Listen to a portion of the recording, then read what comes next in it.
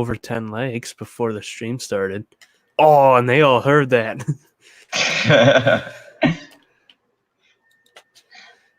And welcome everybody to Late Night Talks. Yes, I just started this random and crazy. Yeah, you know, something told me, Cyber, I should have put 12:30. I don't know why I go for an even number. Well, even on the, I don't know. I got this thing about like either it's got to be like 1 or 2. You know what I mean? Yeah. Did you share it with like PB and like stuff 12:30 or 12:35 or something like that? But when I looked tonight, and me and my girlfriend went to see the Joker, and she loved it. Well, actually, we might be strange people that fit together. Yeah. Because I noticed on the description. Are we going to be talking about the Joker, or just kind of like stuff around it? Because if we really start talking about the Joker, I might leave because I don't want to risk fucking spoilers. No, we're gonna talk around it, and right. I want to bring it up because actually this happened to my girl tonight. So we work at the theater, and as you know, they're doing the bag checks. So she had placed her bag in the little box thing we were supposed to use, right? Because you got to put the bag in the box. And so she pre-puts it in the box. In the basket. Yeah, don't mess with me tonight, okay? I'm trying to pull my mind out of the gutter for the stream. So mine never left the gutter, so. So we get through the security, we put all the stuff in. She's like, okay, I'm good to go because I figured out the right type of purse that I need to get into the theater. We go in there, and then the box they use is a smaller box. So she wound up having to, she had to leave because I was actually on time, because she's never on time. I like to be on time because I like the previews, and it annoys the shit out of me because she doesn't care about the previews. So she's all like, oh, we got 5 minutes. I'm like, that's quality previews we're missing. But anyways, I digress.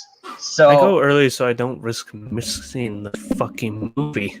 Yeah, or what about if you have those nights where the lines are backed up, right? So you think you're like, oh, I got 5 minutes to spare, and then you got a line out the freaking door. Next thing you know, you're running it. Yes, I know, Butterfingers. If there's one thing I'm actually on time for, it is movies. It's like kind of like a he loves that more than you guys. Just remember that. But yeah, so we're just sitting here. We went to see that, and I knew that this person was the right person for me. You know how I knew that she's the right person for me? How? Well, because we got out of Joker. She looked at me and she goes, "That was the most amazing film ever." I can't tell everyone, and I'm not going to say it live, what proceeded after that, but yeah, I highly endorse the Joker. Anyways,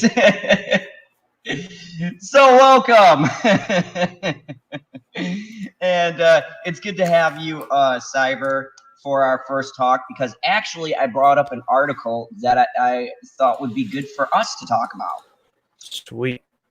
Yeah, it's about a video game, and I figured you might have some good perspective on this, because you're plugged into that community. Yeah, except this is the first time I've heard of this article, so. And I know that some people in the chat are into gaming, some might not be, but it's not the game that interests me. It's what it represents. So bear with me. Before we get rolling, thank you everybody for being patient and waiting for me. I appreciate it. Next time I'm just going to put 12:30 if I feel like it's going to take that long, but you never know. Anyways, let me address the good folks in the chat. We got Shellback. Welcome, Shellback. Glad to have you. Butterfingers, good to have you as always. Tommy, lurking like a villain, saying I failed this stream. Not quite yet, but you might be right about those. Matt's Mama Bear, we've got PB lurking. He said he'll be in later. And yeah, I believe that's it. So, I had an interesting article that I thought you and me could tackle. And let me see. I want to pull up because there's like a Japanese news thing about it, but it's by Nintendo. All right. So let's dive right into this right now. Get ready for him to butcher some Japanese names. Oh, God, no. Yes. No, I don't want to. Yes, I'm so excited. Oh, and you got to zoom in. Yeah, this is from Nintendo Wire. And Mario and Luigi developers Alpha Dream declare bankruptcy. So, a special game. When I saw it and it said Mario Luigi developers, I'm like, wait, was this talking about like Mario as in like Shigeru Miyamoto, the creator? That's what I thought when I first read the freaking headline. That's what I thought too. I got nervous. This one I actually didn't peruse because I'm like, oh no, you better not get rid of a classic. But no, Mario is safe. So a mainstay of Nintendo's handhelds ever since the Game Boy Advance has been Mario and Luigi RPG series. Now, before we keep on going, have you played it much? I think I played it once. I've never really played these start from finish. I played them on friends' devices to try them, but I never actually owned a copy. So, yeah, I'm useless tonight. That's how I played them. I tried them on people's stuff. I've wanted to get them, but I can't find them now. I'm gonna swing back around because I do have a reason, because this is interesting, and I'll tell you what I've been hearing around as far as the gaming community goes. But it was developed by a team over at Alpha Dream. Sadly, we may never see it come or see it continue, as the studio declared bankruptcy earlier today. The reasons cited for shuttering are sluggish revenues combined with rising development costs. With the 3DS essentially winding down, the studio would have to move to an HD development, a change many developers have struggled to meet in the past. Challenge, not change. Or challenge, yeah. So it's pretty much them going from the DS to the Switch, because been doing the DS for years now, and it was pretty easy from them to just port it to just start working on the next iteration of the DS. So here's the thing. Ever since its founding in 2000, Alpha Dream has worked heavily with Nintendo, whether it's be on original IP like Tomato Adventure or even a few. I like to say Tomato.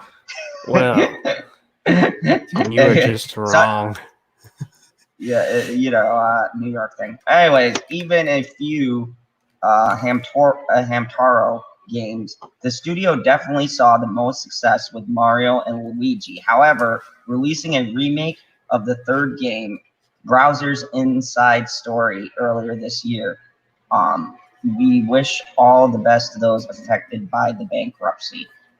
So that was a short ass fucking article. Yeah, I wanted to But yeah, that's the one I've always wanted, was the Bowser Inside, and that's what one I played. It's actually kind of, fun. Hey, Stevie, all I have to say is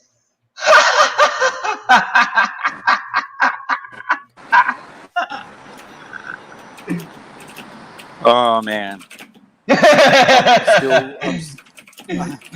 I am by what I saw last night. I'm still awake. That's why I've given myself that name. You know what? Me and Bitchy just went to see that, and that's why I'm a half hour late. That's another story within itself. But let's just say we're a weird couple. Anyways, so she told me something interesting, and I'm going to do this for Halloween. I'm going to do the Joker, because she looked at me and she looked at Joaquin and she goes, "Holy shit!" She's like, She goes, you could totally pull that off. I have like, no, because right now my hair is really long. So I gotcha. yeah, I got the long black hair. And so she was like, you should totally do it. And I go, well, I'm not going to go to the theater dressed up like the Joker because, you know, dude. Okay, so we're going to get to that. But first, the reason why I brought up Mario and Luigi developers going bankruptcy is because Cyber, I'm pretty sure you can verify this. Video games and especially companies recently, we hear about all the great innovations they're making, right? Yeah. When they're porting stuff over, but a lot of these games can't transfer from these systems to the newer systems. So a lot of companies take a hit. Sometimes they can, but a lot of times it's the team you have behind you and how many resources you have. If this team can't port it to the Switch because they don't know the coding and stuff, then it's going to be, or how to translate the coding, it can put them down. Every time there's been a generation jump, there's been companies that have disappeared. Sometimes because they were bought out by another company and put down, like all those companies EA bought many years ago. And sometimes it's just because they can't move with the times. Yeah, so, I mean, we always talk about the strides and the good things that, and you know, how advanced these games are. But also, it's kind of like when we were going back and talking about our favorite old games and things like that. I really feel like the industry as a whole is suffering from all of the stuff, you know, these transactions, these games changing, everything going to 3D. You know, even if you just take this one iteration, right? Mario's been pretty untouchable. Whether you have Mario and Yoshi, Mario and Luigi, the Mario Kart games, Mario Party. I mean, it's a pretty solid franchise. It's even telling when Mario and fucking Luigi, who's like, you know, they're like the duo, and they can be affected. Yeah. You know? Yeah. So I wanted to bring it up because it really tells the state of, better technology doesn't always equal something good as far as gaming goes. Sometimes it's a hindrance, you know? Here's how I'm probably going to see it, because I'm just seeing this because this is how, since Nintendo's a parent company, I see they're going to do whatever they can to get it ported over and then see what happens from there. Even if that company completely goes out, I'm pretty sure Nintendo will probably finish that. Or they might not. And I'm not saying like they'll finish it and it will be like out in the next couple of years. Sometimes when things like this happens, if like Nintendo tries pushing it, it'll be out maybe 5 years from now, or even longer than that, because you know they have to, you know, work on it as a side project. But I know Nintendo is one of the was more dedicated to doing the shit than other companies would be. Yeah, and I hate to see a company that I grew up with, no matter which iteration it is, taking a hit. You know, I do move with the times, but I love Nintendo. I'm sure like most of us who grew up with the old consoles, you know, we remember the good old fashioned Nintendo days. Shit, I go back to the original Nintendo with Duck Hunt and shit like that. Yeah. You know, it's telling of the times, man. So, anyways, I wanted to definitely touch on this. Anyways, Stevie. Yo. Yeah, buddy, I was gonna do some Joker talk, but not in the way that you're thinking. Oh. That's what Ryan Johnson would call subverting expectations. Ooh. So, as you guys know, Robert De Niro is in the film, and it's kind of interesting because I just pulled an article out right as this film comes out, and you know, it makes me wonder. You know, these stars. Why can't these stars stay out of the spotlight, especially when you're releasing a movie? But former employee is suing Robert De Niro for gender discrimination and harassment. Wait. Is this supposed to be about James Franco or Robert De Niro? Because in your description is James Franco. I put on James Franco too. Oh, okay. Good. You should add this. You should add his name too. Okay. I put Joker. I put Robert De Niro in there too. I said it more, so cover my bases. Anyway, two-time Academy Award winner Robert De Niro is being sued by a former employee. According to the Hollywood Reporter, we all know that they're stellar. Graham Chase Robinson filed a complaint against De Niro and You gotta zoom in.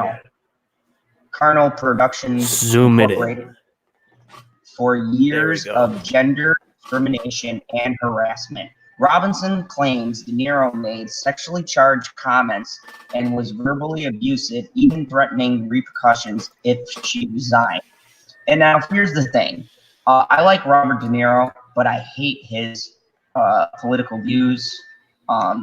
He's very outspoken with his politics. Kind of an asshole with them. And now it's funny because the things that he talks about, and Stevie, you've heard some interviews with Robert De Niro, right? Yes, correct. And he's talked about, if I'm not mistaken, he's one of the people who jumped on this bandwagon about equal rights and all that, right? Did you see that interview with him and I think it was Jimmy Kimmel? Well, I don't think I've seen that. No. Okay, so in this, he was talking about like a couple of projects. I think this was like when they had just started doing The Irishman and all that, and he's making his rounds to the talk show, and now he's talking about how we need to start giving women more roles and blah blah blah, right? And now he's got a claim against him for years of gender discrimination and harassment. And it's like, wow, really? It's funny. I'm not saying everyone who comes out and says something like, oh, we need to have more diversity and stuff is full of crap. But this is pretty funny that after he says this a few months ago, now this comes out. And the claim goes on to say that De Niro would attack Robinson in gender terms, calling her a bitch and a brat, and made vulgar, inappropriate, and gender comments to her, such as joking about his Viagra prescription or imagining him on the toilet. Weird. She eventually resigned in April 2019 after working for De Niro for 11 years, where she held the position of executive assistant to De Niro, director of productions, and vice president of productions and finance. In August, Cardinal Productions Inc. filed a $6 million lawsuit against Robinson, accusing her of embezzling money and binge watching Netflix while on the job. Is that a thing? Can you sue someone for watching Netflix on the job? I don't know. I mean, depends what job. What job? Like where you're supposed to actually be doing a lot of labor? Yes. I mean, if it's not on like a break room and it's on if it's not like break room time, but it's on their time and not your time, I don't know. It just sounds stupid. I mean, like if it's hindering your work, I think yes, you can say fuck you. But if it's not, Stevie, at the space program, do they allow you to binge watch? He's gone. Oh, yes? He died. Oh, my goodness. Did a dingo get him? Yeah, I don't know. My Okay, headphones so doing weird stuff again. right here we have a documentation of what she filed against De Niro. It's in the United States District Court for the Southern District of New York. Graham Chase Robinson, plaintiff. De Niro, defendant. The plaintiff, Graham Chase Robinson, Mrs. Robinson. That's great. Hereby sues her former employers, defendants Robert De Niro and Carnal Productions, to recover her damages, including back pay, front pay, compensatory damages, and punitive damages, pursuant to the New York City human rights laws, the New York state labor law, including the New York Equal Pay Law and Fair Labor Standards Act, including Equal Pay Act, as such amendment. She alleges upon knowledge as to her own acts and upon information and belief to all other matters. One, Robert De Niro, the world famous actor, producer, director, is one of the most powerful people in the entertainment industry. De Niro has a business empire whose value approaches $1 billion, and he has a personal net worth reported to be in excess of $300 million. Graham Chase Robinson began working for De Niro as an executive assistant in 2008 when she was just 25 years old. She hoped to build her career in the entertainment industry, and she approached her job duties with diligence and integrity. Now, here's the big thing. I think they threw in that Netflix thing because under here she's claiming she approached her duties with diligence and integrity. So I don't know how much work you can get done while you're binge watching Stranger Things. But De Niro and his corporate alter ego, Cardinal Productions, subjected Miss Robinson. I think that's Canal, not Carnal. Oh, Canal.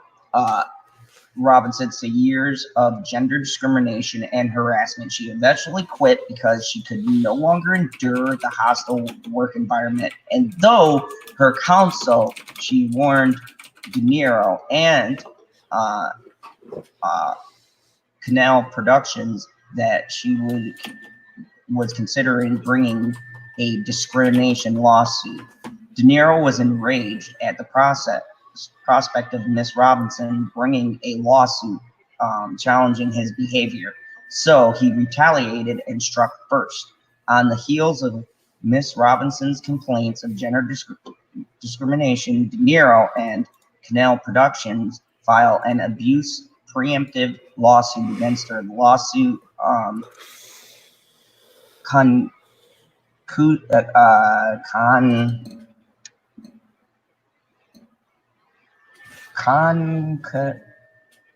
Concocted?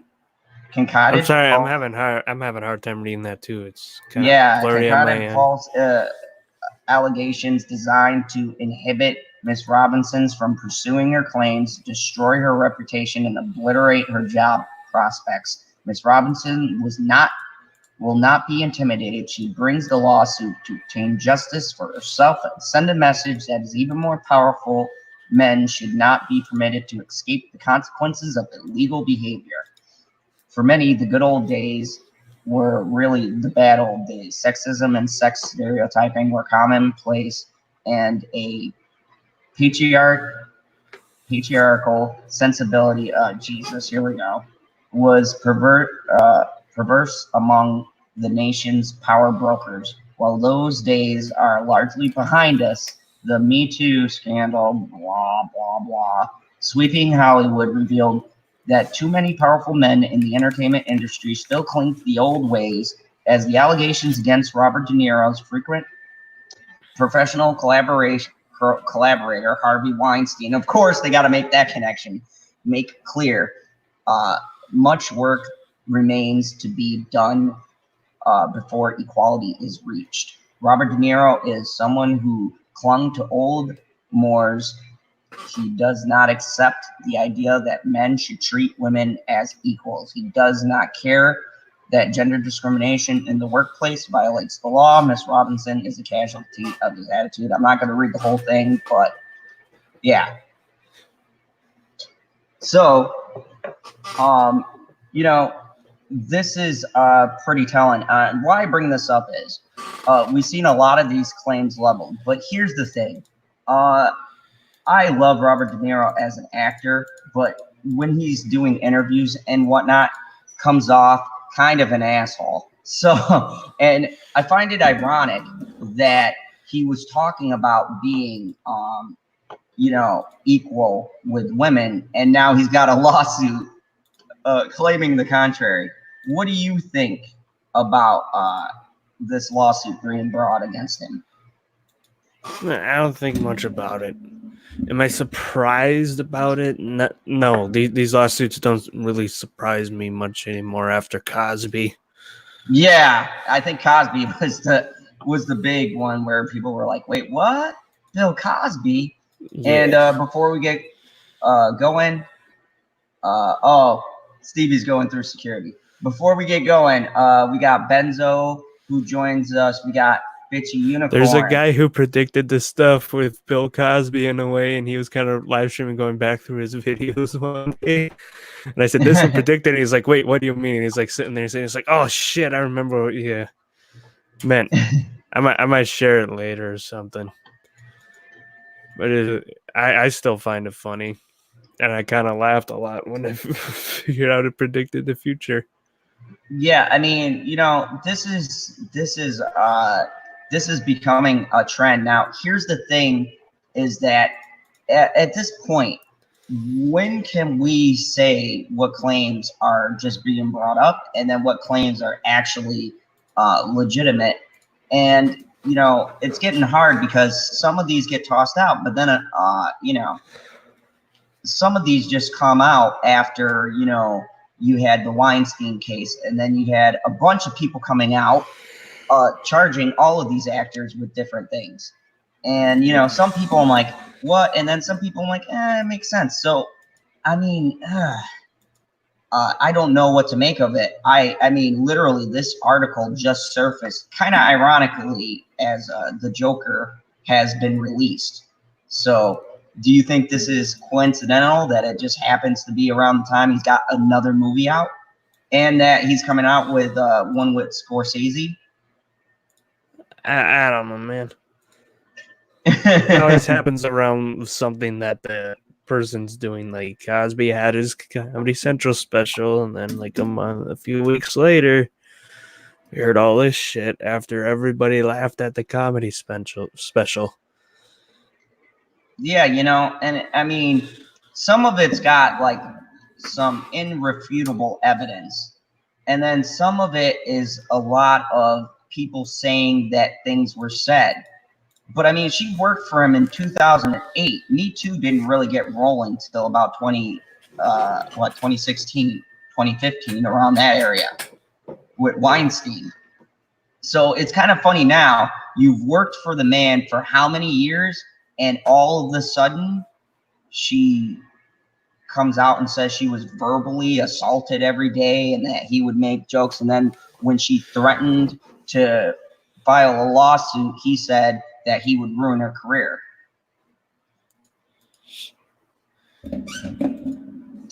I mean, it's kind of hard to say who's just bringing these out just to get their 5 minutes of fame and which ones are legitimate. What'll be interesting, and what I'm going to keep tabs on, is if you see a situation where they settle this out of court and he doesn't actually wind up going to court for it, it's one of two reasons. Either it's because he's got movies coming out and they don't want this to be associated with him releasing two pretty big films, or he's going to settle it out of court because there's some kind of way they can substantiate these claims and they don't want to take it into court. So I say, if you have nothing to prove, go to court. You know, if you've got nothing to hide, then let a jury decide and tell them, hey, you know what? You want to sue me for all this money? Then show the evidence. Where's your collaboration? Bring people like who heard these. Johnny Depp had his accusations, but He didn't really didn't freaking prove anything with his. No, and he chose to bring it out. I mean, it hurt his image. And I've noticed this thing. We've all noticed this when these accusations come out. If they try to hide it and like extremely like deny it, and then they're scared of it, then you kind of tell they're guilty. If they hear it and they say, "Fine, let's go to court," then they know they're innocent. That's how Johnny. That's how we figured out immediately how Johnny Depp wasn't guilty, because he wasn't hiding. He wasn't like really speaking, trying to like say things to prove it. Nah, he kept quiet, went to court, settled it in court. Yeah, exactly. I agree with what Tommy said. Shit like that needs to stay where it belongs, in the courtrooms. And this is the other thing that kind of red flags me. And I'm gonna bring up the James Franco case. These people bring it public first, right? These people who claim these accusations, they go to the media first, and then you're like, oh, they're bringing a lawsuit. Here's another one. And it's like, most of the things, like with Harvey Weinstein, we got all of that as it was going to court. And, that guy's a piece of crap. We all know, there's a lot of legitimacy to the claims against him. But I mean, a lot of these other people, they're just throwing them in a spotlight right away. It's, kind of telling. Yeah, Trey Courtney, he did do bad movies. I always say this: we'll let the courts decide, all right? Because every time I see these things, I'm like, all right, I want to say both sides are in the wrong because there's false accusations. I never take a side. I'm like, people are like, you should. No, you never take a side in these things, because somebody can just falsely accuse it just to get the attention. Yeah, I mean, there's been plenty of claims that have been disproven, but here's the thing.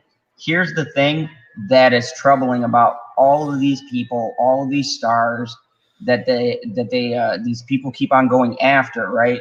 At a certain point, the everyday person who might be going through this is now put on the back burner, because you have this thing of, okay, who's telling the truth and who isn't, right? Who's lying about it. And then you got a big circus. And eventually, if people keep doing this, it'll become a boy who cried wolf scenario. Yeah, that's what we're going to have. Will people start believing everyone? No.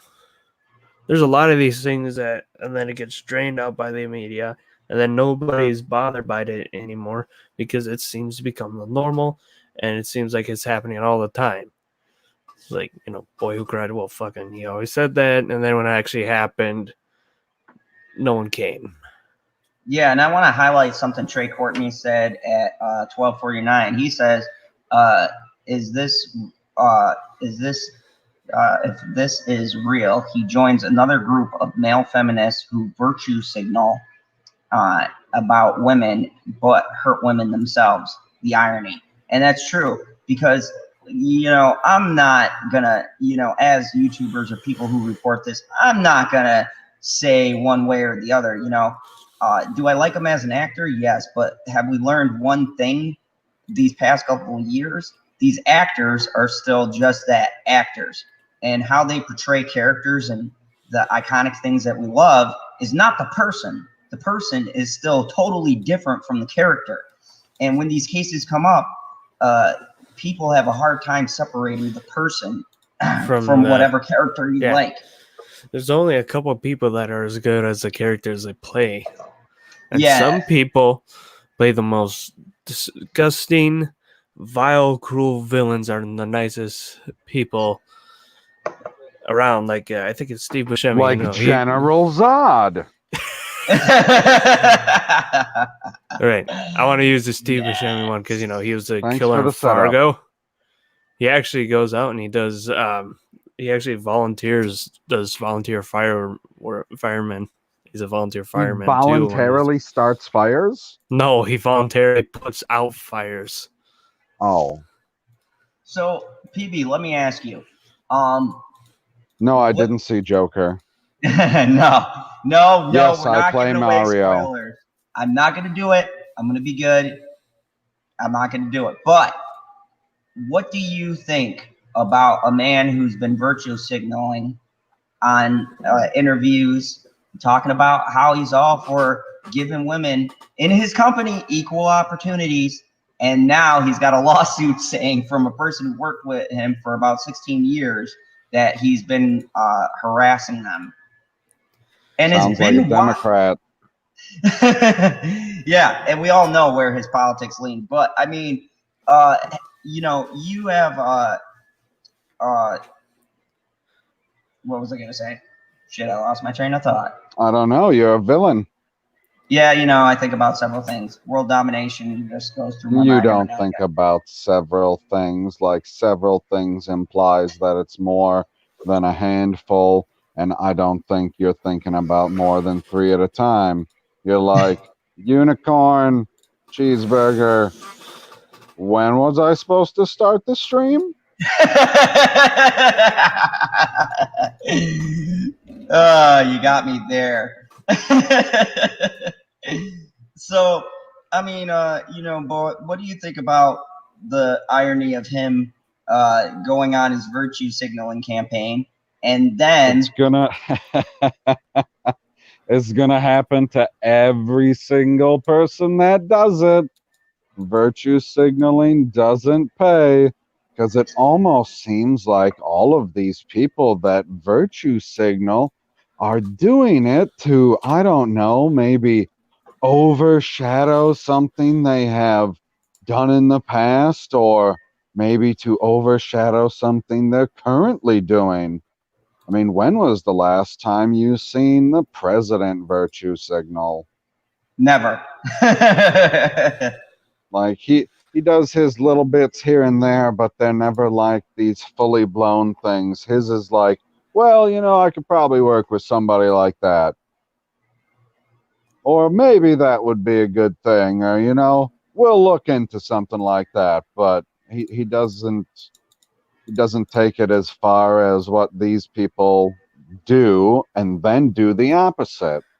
He doesn't go out and constantly rail and complain and say how women are second-class citizens. He doesn't rail against the gender wage gap that doesn't exist. He just goes out and spreads the good news of how he's improved things. And Jamie, and then, lays some hilarious memes on people, like Biden sniffing people over their shoulders. Jamie Vic, to answer your question, no, I did not see your transcripted voicemail. What? Yeah, she asked me that a while ago. I'm sorry I didn't get to you. I was talking about De Niro. Yeah, let me. You mean you were trying to read? Yeah. It's hard for me to focus. Oh my gosh, you hear that? I love that octave of yeah. Let's see. I'm trying to go back here and see if I can track this down. Most people on YouTube. Okay, grammar. Biden, stop trying to sniff Jamie Vic. I see what you're doing. She said, I don't think I would be able to work for someone who would leave a voicemail like the one that he left her.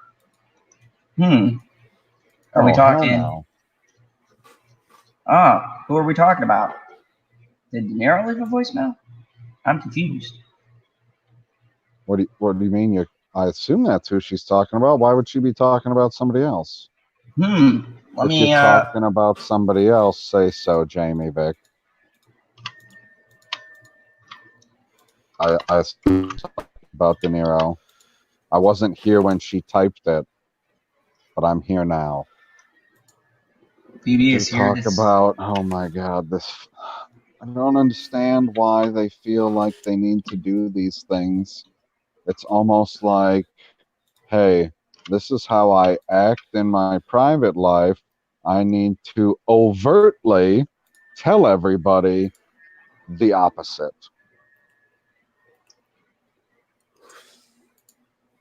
Yeah. Okay. So she is. Right here it says Robert De Niro screams at former employee in a vulgar voicemail. So she has a voicemail then. So Like, I is just it have a worse question than the for like Mel everyone Gibson here one? and then the audience. Hold Does on it a second. surprise I'll play anyone? it. Thank you, Jamie Vick. Does it surprise anyone when it comes out as an older actor doing all this stuff? I mean, it's never surprised me. I'm like, oh yeah, this is going to happen. Wait, you mean Someone calling out. because old men are creepy, or what? What are you trying to get at? No, I'm just saying. Ever since the Me Too movement started, I'm like, oh, they're going to see a lot of old actors being called out, and Bill Cosby was one of the first old actors to be called out. Yeah. Oh, here we go. Hold on. You tell me how nice you have it, your life over there, and you don't answer my call? How dare you? You're about to be fired. You're history. How dare you? With all the good things you do, this is bullshit. After Christmas, this. How dare you disrespect me? How much you did? You want another position? You want another position? Then say you want another position. Go off somewhere. But don't get angry with me because I'm pissed off because I didn't get a simple thing that I need right now here out in California when I'm here for less than 24 hours. You gotta be kidding me, you spoiled brat. You. So quit whatever you want. God, how could you say you don't answer? You're upset because you're living in Spain. You spoiled brat. Whoa. Well, I mean, well, he uses less F-bombs than I do. I mean, wow. So thank you, Jamie Vick, for bringing that up. You know, that changes the dynamic. I mean, when you have and when you have a voicemail like that, now here's the thing. This voicemail, was this after she said she was going to file a lawsuit against him? Because I don't imagine anyone I doubt it. Yeah, I doubt it too. But I mean, getting a lawsuit, you'd be pretty mad. But wow, like that. See, you know what? With modern technology, these actors, do they not realize people record this stuff? Like, that's physical evidence. Yeah, no. How old is everything De is a Niro? wiretap. Everything is a wiretap these days, guys. Shit, De Niro's got to be in his, early 50s or mid 50s. Let me look. Did you just say 50s?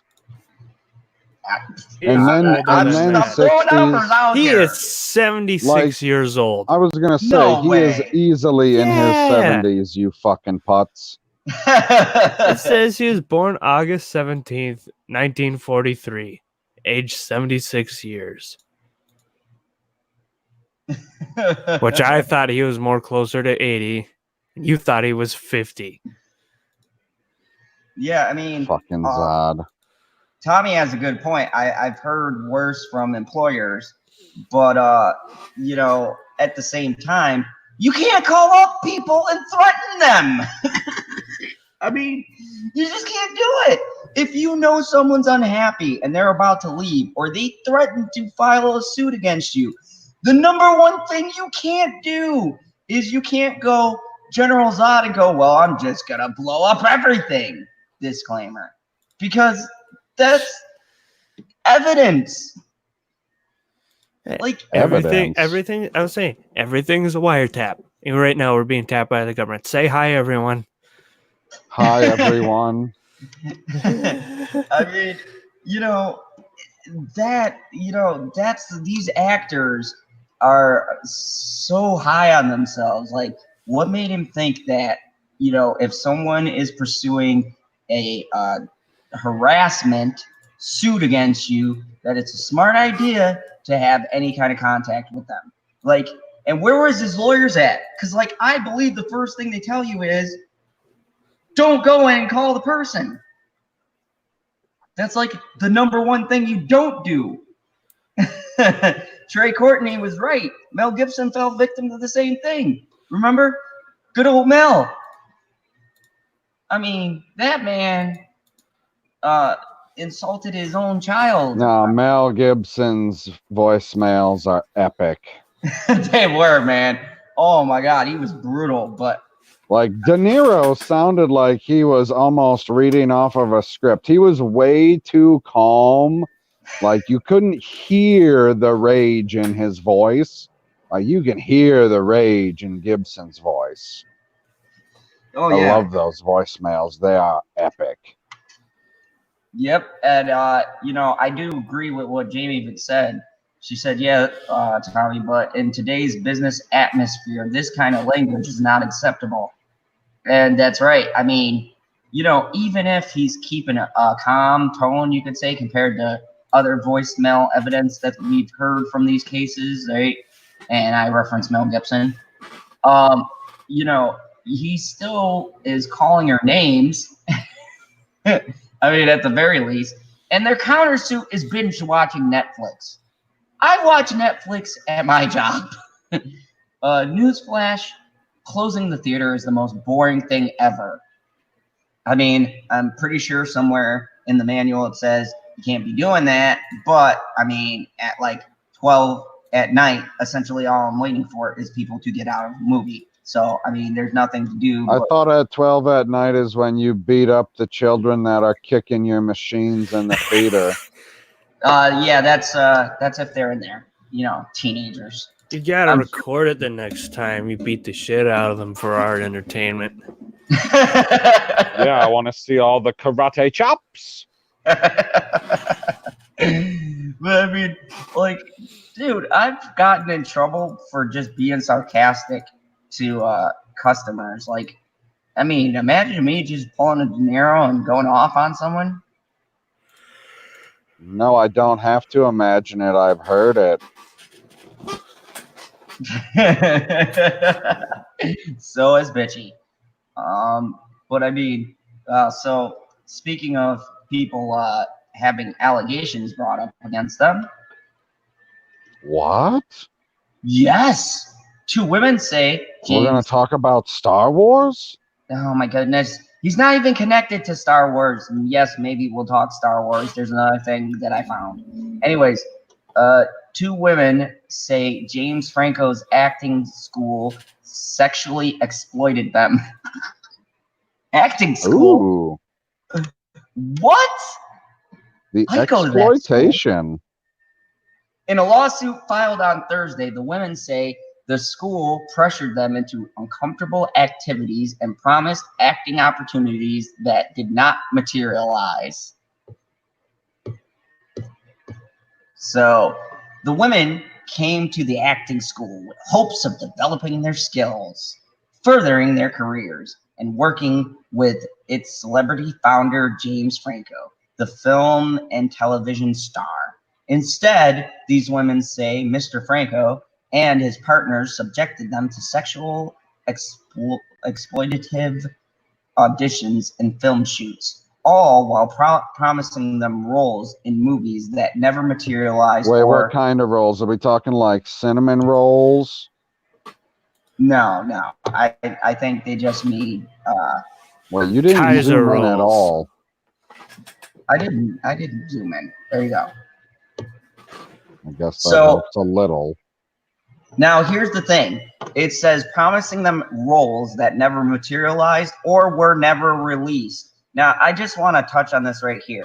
Not every person who gets cast in a movie, that movie's going to see the light of day. How many projects do we hear about, right, that are, let's use Collider's words, in development? Okay? Just because your film's in development, quote unquote, doesn't mean it's gonna get made. So maybe No, sometimes it stays in development hell. Yeah. So I mean, so you get pissy now that you are promised a role, supposedly promised a role, because it's not something Hollywood does all the fucking time to male or females, and you're promised a role and it never materialized or never released. Well, if it was never released, you still got the role. The film was just never released. They never broke their agreement. You were in a movie. The movie just... Did they get paid? That's the question. Let me read down and continue. Let's see. Because if you got paid, then technically you went. Then you they did can work. shut their fucking mouth and fill it with a cinnamon roll. In a lawsuit filed on Thursday in Los Angeles County Superior Court, 2 former students of an acting school that Mr. Franco helped create say that the now defunct program was little more than a scam to provide him and his male It's different than a scam. to provide him and his male collaborators with a pool of young female performers that they could take advantage of. The 2 women, Sarah Tither Kaplan and Tanya Gal, Tony Gal, say in the lawsuit that Mr. Franco and partners engaged in widespread inappropriate and sexually charged behavior towards female students by sexualizing their power as a teacher and an employer by dangling the opportunity for roles in their projects. Okay, this sounds really stupid. So what I'm getting right here is that they didn't get roles. That they were roles, but they didn't, it didn't go as proceeded. So they didn't have the things. So fucking yeah, these are the kind of things that make other lawsuits very sketchy, because this just sounds like, and it's 2 of them. It sounds like it was 2 women who didn't get roles that they thought they were going to get, and now they're mad, so they're coming after Franco. These actions, the suit says, led to an environment of harassment and sexual exploitation, both in and out of the class. In a statement by Franco's lawyer, Michael Plaske denied the accusations and called the lawsuit ill-informed. James will not only fully defend himself, but will also seek damages from the plaintiffs and their attorneys for filing this salacious publicity-seeking lawsuit. Mr. Plaske said, in 2014, Mr. Franco, a star of the HBO series The Deuce and films including 127 Hours and The Disaster Artist, opened a film and acting school called Studio 4. He owned the school, which had branches in Los Angeles and New York, with a business partner, Vince Jolivetti. Mr. Franco. I think that's what it's supposed to be. Mr. Franco and Mr. Jolivetti are named as defendants in the lawsuit, as is their Rabbit Bandini Productions Company and its general manager, Jay Davis. Now that's Jay Davis. That's what I said, Jay Davis. I know. A representative for Mr. Jolivetti did not respond. Jolivet did not respond. We don't know how to fucking pronounce his name, okay? I know it's French. Ooh, and he didn't add the little sh on the thing, so we don't give a shit. Yeah, it didn't have the little thing. There we go. I agree. Fuck it. Did not respond to a request for comment on Thursday. There was no answer at a phone number listed for Rabbit Bandini. Miss Tether Kaplan and Miss Gal joined the Los Angeles branch of Studio 4 School in 2014, where they each paid a monthly tuition of about $300. They said that they and other students were promised opportunities to audition for independent films that Franco directed and produced. Auditions that were supposed to be exclusive to Studio 4 students, but which they said were open to other actors as well. Well, that's what they do. They say if you go to a film school, you get an opportunity for projects, But that doesn't mean they're not casting for a movie or an independent film. They're not just putting everything on hold until people graduate. That's fucking stupid. Sorry that you're also like a fill-in, because that's what most people are. And these, when you go to these schools, you're going to be the fill-in. Yeah, right. you're going to be over walks here, and across no the one's room. going to see you. Like Penguin Zio, aka Moist Critical. I think he said something about like how he was in Hunger Games. He was an extra. There were scenes he was cut out of, and the only scene you can see him in is the back of his head. But he said he was a freaking extra. You're one of them people. You pause the like movie halfway through. Go, you see that? You see that hairline? That's my hairline. Yeah. He had scenes where you could see his face, but they cut them all out, and they moved. And they said he was too tall, so they replaced him with a shorter extra in one spot. See, that stuff happens, though. That happens. The women said the school also offered an additional master's class, which could cost as much as $2,000 each, including a $750 master class for sex scenes. Okay, according to the lawsuit, he made these women pay him to have sex with him. I guess that's what they're driving at. That's some fantastic reverse prostitution. Prospective students for the sex scene class had to audition on a videotape. Interesting. So that Franco could later review the material, they were told, and sign away their rights to these recordings. Okay, that's kind of sketchy. In addition to classes, the women said they were encouraged to push beyond their comfort zones while they were denied the protections of nudity writers and other film industry guidelines. What's a nudity writer? I don't know. Thing? That covers actors who can be portrayed and treated in nude scenes. Their lawsuit says the class preyed upon often young and inexperienced females who were routinely pressured to engage in stimulated sex acts that went far beyond the standards in the industry.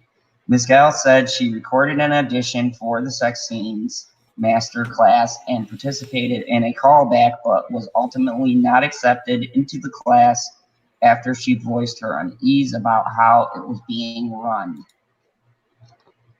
Miss Heather Kaplan said she went on to take the class, which provided a stepping stone to roles in Mr. Franco's independent films, some of which remain unreleased. In these roles, Miss Heather Kaplan said she was often asked to appear in nude scenes or sex scenes. During the making of an orgy scene for one of his films, Mr. Franco removed plastic guards that were covered other actresses' vaginas while he stimulated oral sex on them, according to the lawsuit.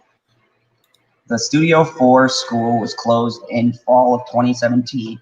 The lawsuit seeks monetary damages and the return or destruction of any video recordings of former Studio 4 class members, as well as a class action status so other women who may have similar experiences can join.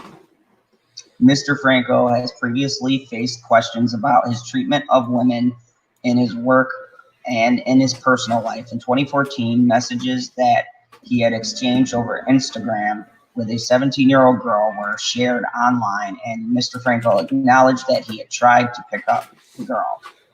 In 2018, the Los Angeles Times published a report in which several women, including Miss Heather Kaplan, detailed what they said was Mr. Franco's pattern of inappropriate and abusive sexual behavior. That year, at the awards ceremony for the Golden Globes, Mr. Franco wore a pin expressing his support for Time's Up, a movement started by prominent figures in the entertainment industry to combat sexual misconduct.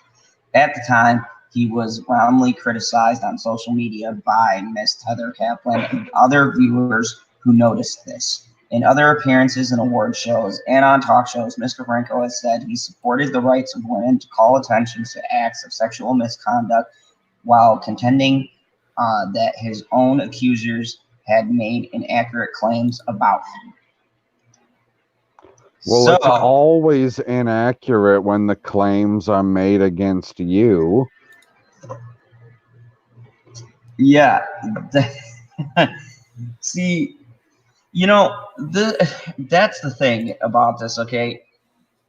There, as far as I know, it's just those two in this suit for this class that they had taken. It's interesting that the school was shut down because they haven't said why it was shut down. Could be financial, could be the fact it was shut down for sanitary purposes. But I mean, yeah, I mean, let's go down the line. Cyber, what do you think? Do you think these claims are true? I don't know. I find it, like I said before, I'm waiting for the court to settle it. Oh, yeah, that's definitely going to be a court thing. What do you think, PB? Of course these claims are true. Believe women. Don't worry about facts. Don't worry about the truth. Believe women. Yeah, I don't trust no one, so, fuck everybody. I'm not going to out of hand just believe that this happened, especially when they're the only two that are, I guess, in the lawsuit so far. I mean, how many people have taken this class that this either didn't happen to or are too afraid to say something? Because I guess those people would all be in the same boat, which is the silent boat. Yeah, I mean, they don't give any numbers for those kinds of things because they're only talking about these two people. Yeah, I mean, it's pretty weird that you have two people coming forward, but apparently, how many people were enrolled in this class, right? And exactly, they used wording like, "Oh, more people are welcome to join in this suit." Right? But okay, well, I better join then. I want my cut. I mean, yeah. I mean, where are the separate complaints? If you hated Spider-Man 3, join the lawsuit.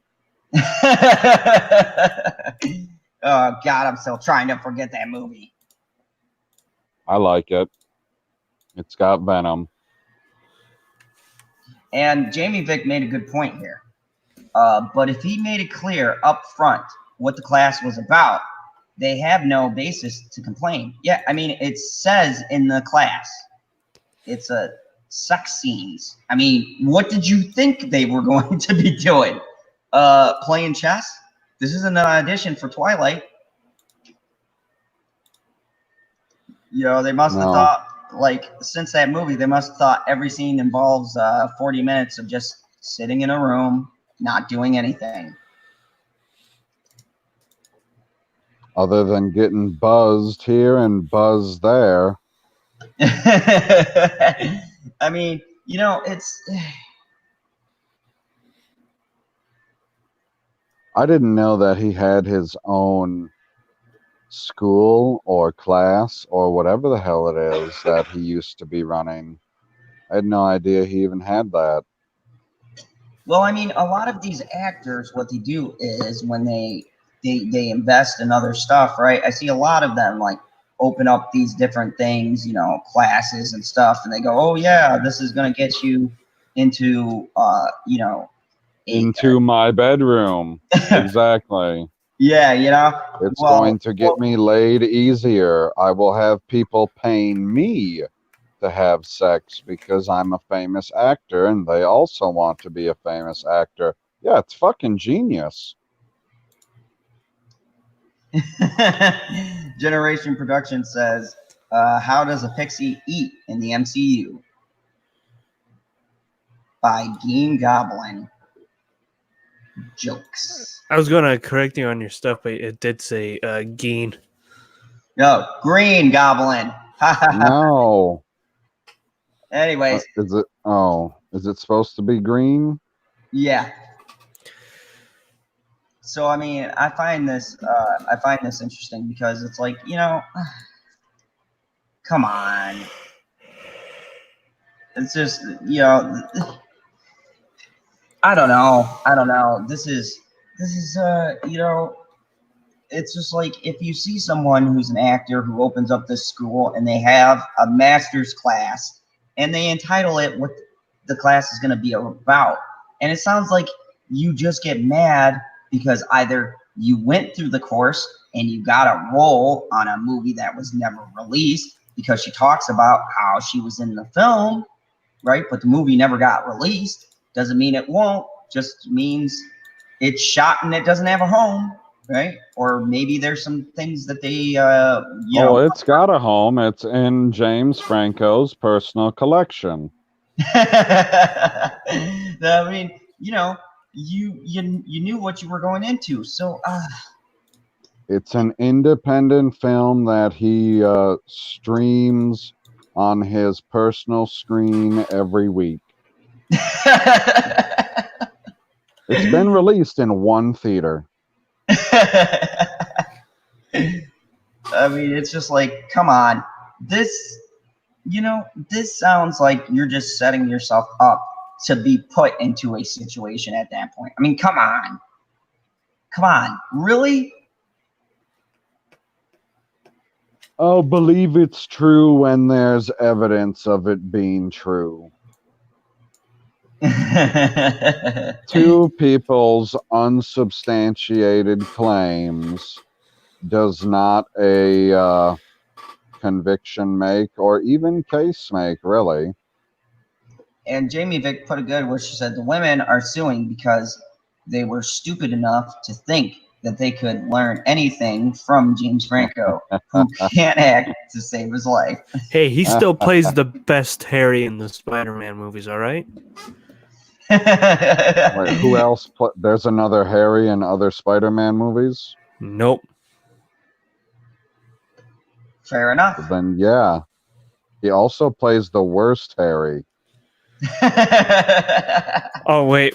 Unless you want to count the crappy Amazing Spider-Man 2, which I don't.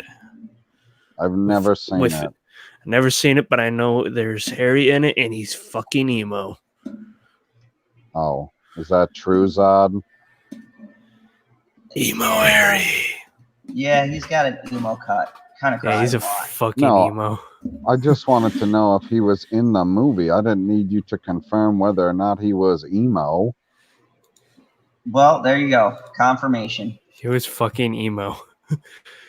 I saw that. I'm like, why is he Professor fucking X to emo? fuck off too? I wouldn't doubt it. I wouldn't. Don't bring me back to that place. I got an article that Stig brings to us about Star Wars. No. But Stig was talking about the Star Wars writer. No, Stig sent an article that said someone got about a Star Wars writer with a dildo on can't you head. get Doom running on it? That's the thing. You can run Doom on anything. Okay. Oh, the Doom article. You can run Doom on anything. All right. Now the real challenge is running Crisis. I can't run Doom on anything. You can run it on your calculator. No, I can't. Hey, you can. It's a Casio. No, get a better calculator.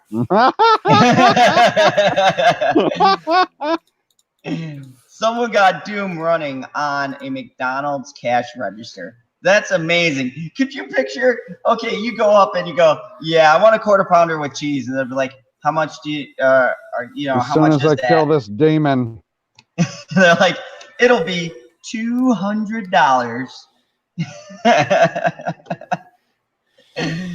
Oh my god. Just when I think I've seen everything, some gaming weirdness comes along and smacks me back down to humility. And that's not weird, man. And it's usually something related to that most ambiguous Ubiquitous? Games. Yes, I said it right. Doom. No, you did. You used a. You should pronounce it like it was an A and not a U. Whatever. This time, a clever soul named. Wait, You did not say ubiquitous. Yeah, he No, said I did not. ambiguous. There's Whatever. no A or fucking M.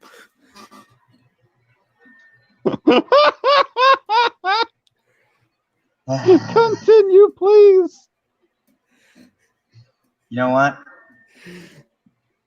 Whatever. This time, This a clever time. soul named Ryan Edgar has managed to get Doom to run on, of all things, a McDonald's cash register. He revealed his results on Twitter. He's now fired and is kind of beautiful. No, I want it to be running Twitter on the fired him? McDonald's kiosk because I want to do something That'd be while I'm cool. waiting for my food. Fuck And the here's- register, man. Here's Ryan right now. He says, "Ladies and gentlemen, I give you Doom." Doom. Running on a McDonald's. Oh, this is cash an older register, so he'll be fine, guys. According Yeah, he's to also the manager. that doesn't surprise me. According to come on. Kotaku. Thank you. Ryan managed to get the game to work by using a USB stick and Z-Doom, a modernized port of Doom that works on modern computers. Using a USB splitter, he was able to hook up a keyboard and a mouse and voila. Yes. You know, voila. No. Yes, that's Bola. I almost thought he was going to call it viola. Voila. Whatever. Stop word shaming me. Fucking word shaming. You gotta be fucking kidding me, man. That's not a thing. Like they do spelling tests every week in school. Is that word shaming the children? It is. I'm gonna go. Everybody, make sure you make that hashtag word shaming. That spells shame, though. Word shaming. One Doom guy with extra demons. Want fries with that? My favorite part of the Twitter thread where Ryan revealed his wicked work was when someone asked him where he'd gotten a McDonald's cash register, and his response was perhaps unintentionally evasive. Ryan, where did you get a McDonald's cash register? McDonald's? Somebody asked him where he got a register. Jeez, I wonder where the fuck he got a McDonald's register from. Ryan, where in the world? Where in the world did you get a McDonald's cash register? Oh, I don't know. My local McDonald's? I think the question he meant was, how did you get the McDonald's cash register? He bought it from McDonald's, maybe, or he stole it, Yeah, or he those are just the did only it two right from the options. store. I mean, come on. He was like, well, I'm fired today, so fuck these guys. I'm taking this register with me. This is severance. He obtained it through legal means. All He right. assures Kotaku. But that doesn't make his stating the obvious any less funny. A cash register running Doom is not Hold necessarily... on, pause for a second. Don't you speak Japanese? Kotaku. Yes. No, I was like, yes or no. Kotaku is not the answer to my question.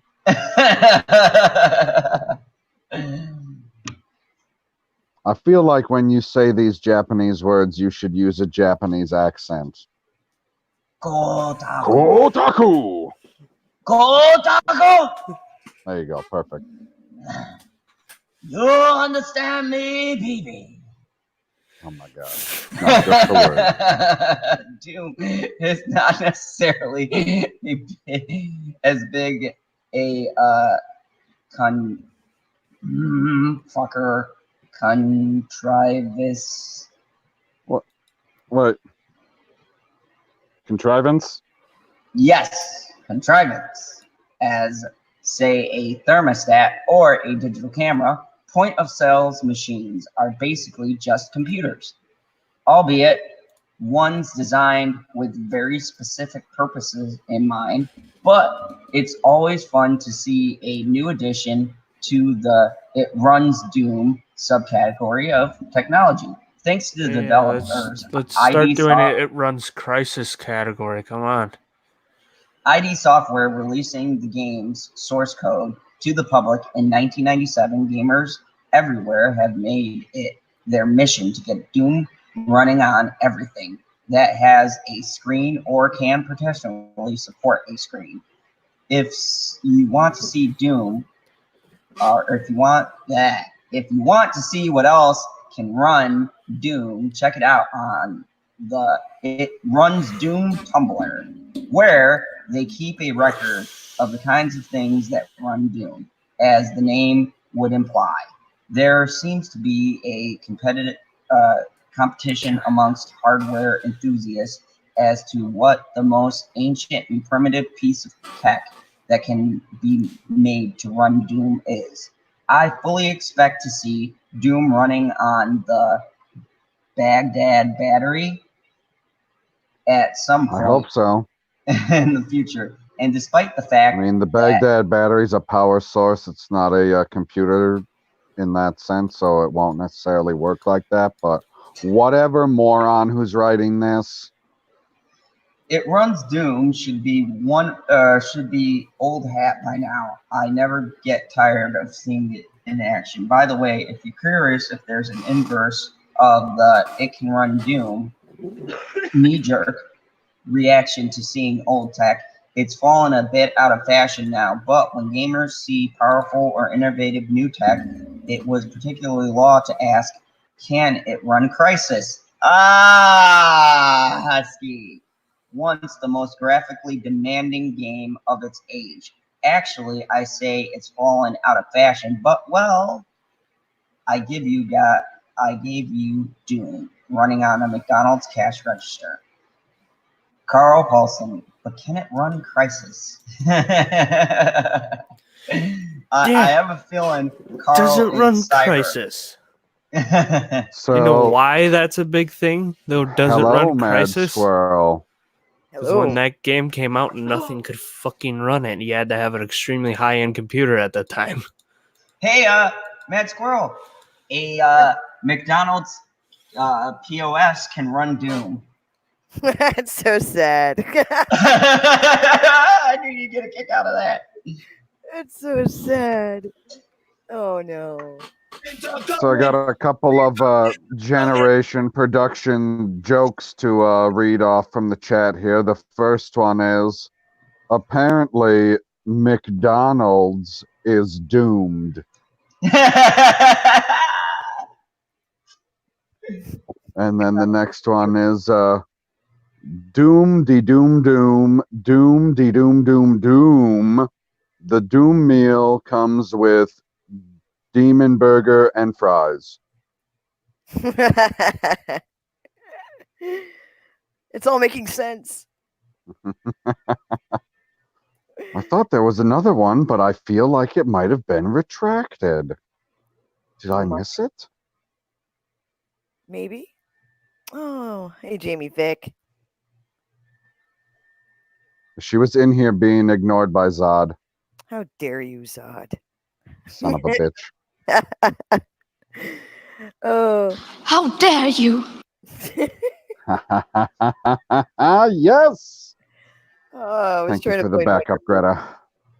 It was just too low, though. Ninja, go ninja, go! Go ninja, go ninja, go! Okay. Careful with the That one. music shit. We don't want to get stream. No, we got Zod 10 stream seconds. copyright. You got 10 seconds every time minimum. Yeah, it's less than that on that one. Then we're good.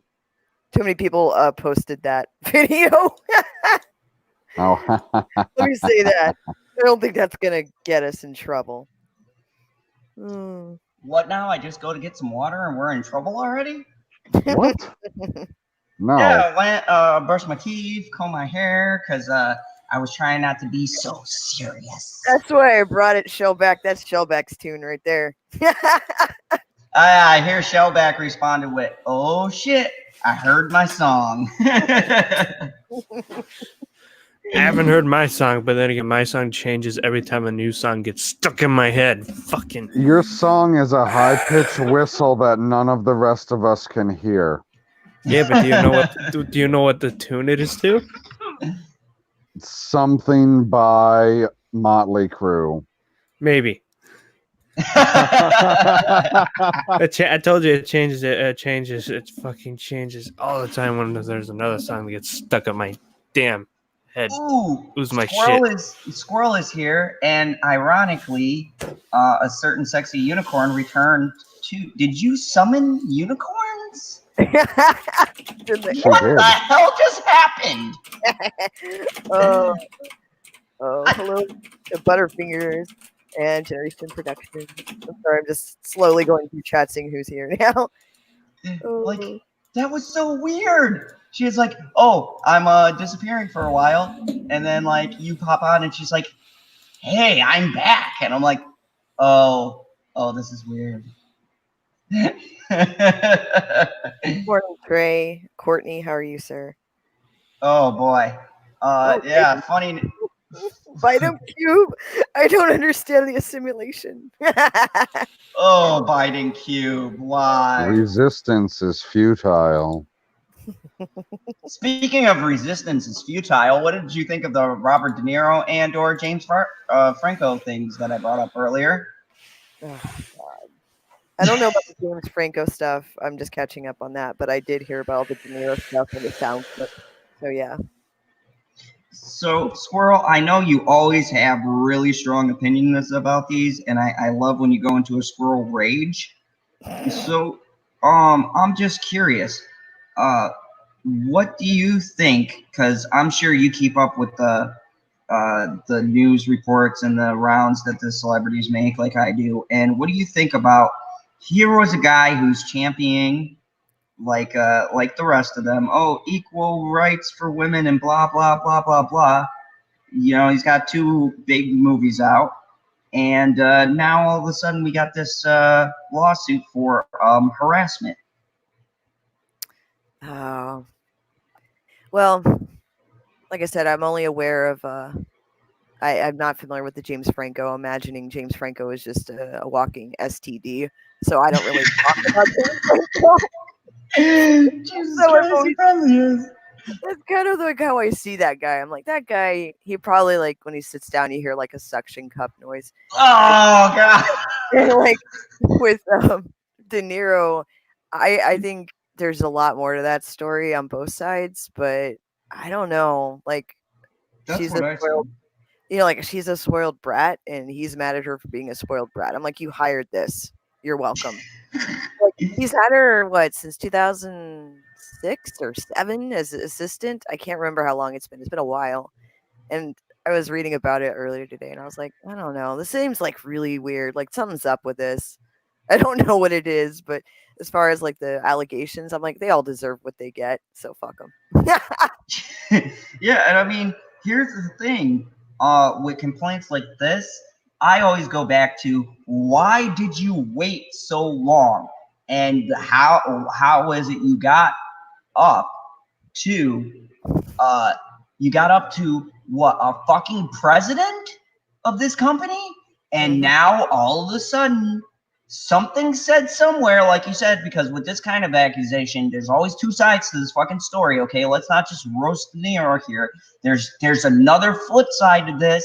Like, maybe there was another job opening, or maybe there was something the person wanted to do. Hell, maybe they wanted to direct or something. And De Niro was like, nah, you're doing good fetching my coffee.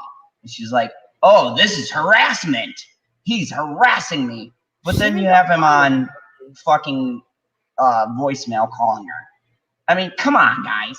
Yeah. When are people gonna learn? You know, De Niro, you've been in the game now. How long? You're gonna fucking call someone and curse them out? Bring them into your office. You don't do that shit over the phone. Did you hear the voicemail, Mad Squirrel? Oh yeah, I do have a request Okay. for a couple people, really quick. Ninja, go ninja, go! Go ninja, go ninja, go! Okay. That's for you, Shellback, and Generation appreciates it. I'd like to file harassment on my ears. Vanilla Ice, he loves you. Why don't you call? That is blasphemy, Zod. I'm a fucking villain. Which, by the way, PB just brought it to my attention, so I'm gonna bring up PB's latest comment. Where is it? God damn these comments. Here we go. Comment from PB. 350 subs. It's still 349 on my end. Let me look. I'm not refreshing the chat right now. All right, there we go. I just clicked on your channel. So thank you, everybody. I really appreciate it. All I've got to say in honor of Stevie, and Stevie, if you're watching this one's for you, buddy. Everyone else might want to close their ears. I'm gonna laugh.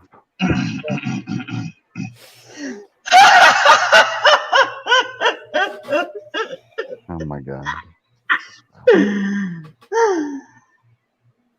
Go see Joker. Anyways, Bitchy said I have to dress up, and then I did the laugh, and she goes, "Oh my god, there's security, don't do that." I did the laugh. People started looking behind them like, holy fuck, it's going down. Where's the rent-a-cops? So you guys want to hear something funny? At my movie theater, I shit you not, I walk in, right? I'm actually on time. I was actually ahead of Bitchy. And I go into the theater, and I saw a fucking police officer standing there at the box office with a gun, like a legit police officer. You know, a little overweight, not gonna catch me if I run, but I mean, you know, he's there. He's got all of the stuff. Was he there for the Joker movie? Yeah. Wow. The hell. And okay, so every movie, and especially one with a release this big, expecting to make as much money as it's gonna make, right? Because there were a few people in our theater. There were quite a few people going to the other shows. Yeah, they only play this movie until 10 or 10:30. That's one of the last shows. Now, that's unusual because movies like It and stuff like that have an 11 o'clock showing. I know because I wind up staying till fucking 1 in the morning or 2 in the morning until everyone gets done because they hit. And then he beat the shit out of some kids. Yeah, I want to highlight what. How dare you! I want to highlight two things Bitchy said because this was a funny story. One was, oh yeah, there were 3 guards walking around, and the next one was, and one bitch was like, your bag, it's too big to be brought into the theater. And then her other comment was, I was just like, WTF, it's like a foot tall and wide. So, did you welcome Mega Jetty yet? I feel like you glossed over that. Oh, Mega Jetty, hey. Mega Jetty, I am in Wisconsin. So yeah, I mean, Marcus and AMC announced in a memo that they were going to be upping security for this movie. Now, I think it's ridiculous, and this creates more problems because that means I actually have to do my job.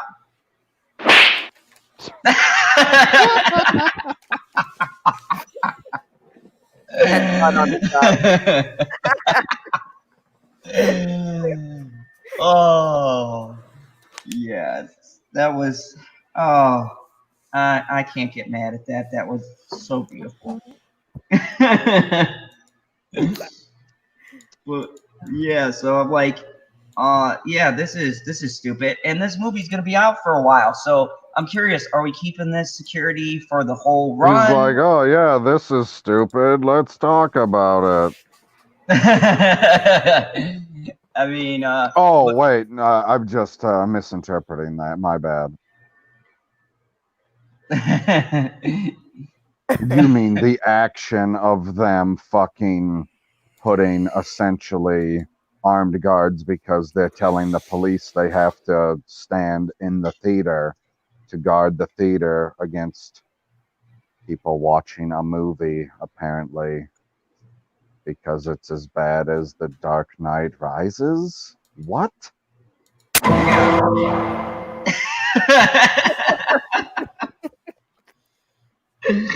Oh, joy. Yeah, I mean, they're perpetuating the whole craze here. I mean, it's ridiculous. It's ridiculous. Have there not been movies that have been worse than this that have come out in between these two fucking movies? Rambo does a Mortal Kombat fatality and nothing. And he does the adult version of Home Alone, from what I understand. Yes. Oh, those Russians. They didn't see it coming. It's ridiculous. Like, wow.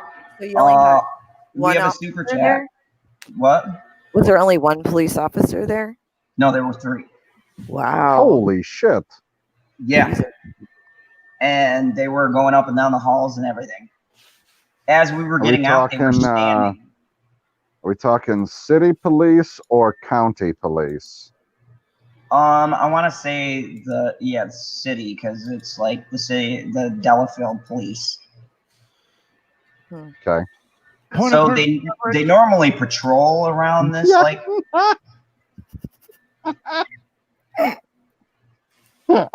I'm feeling like there's a joke about me that I missed.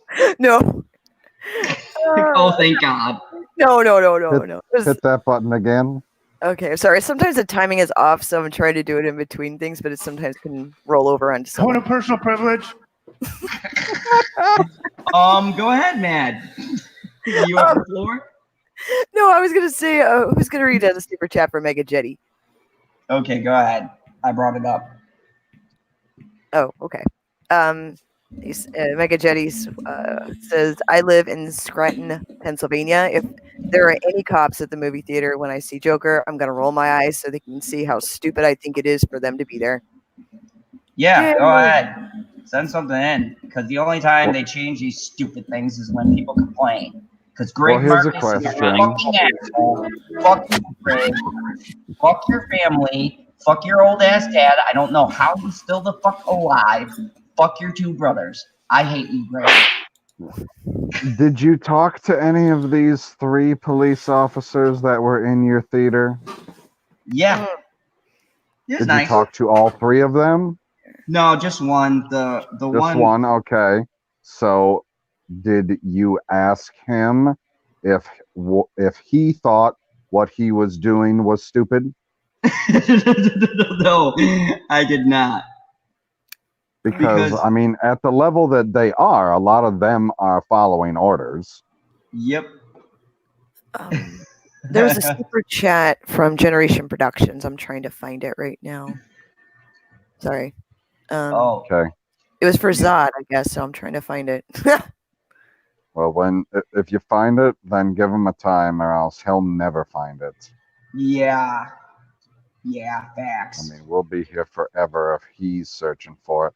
I mean, unless he erased it, unless he's telling us to search for it. Does he know when it's from? No. Like, if GP knows when it's from and he could just tell us the time that it is, then just scroll up, we will. And I think,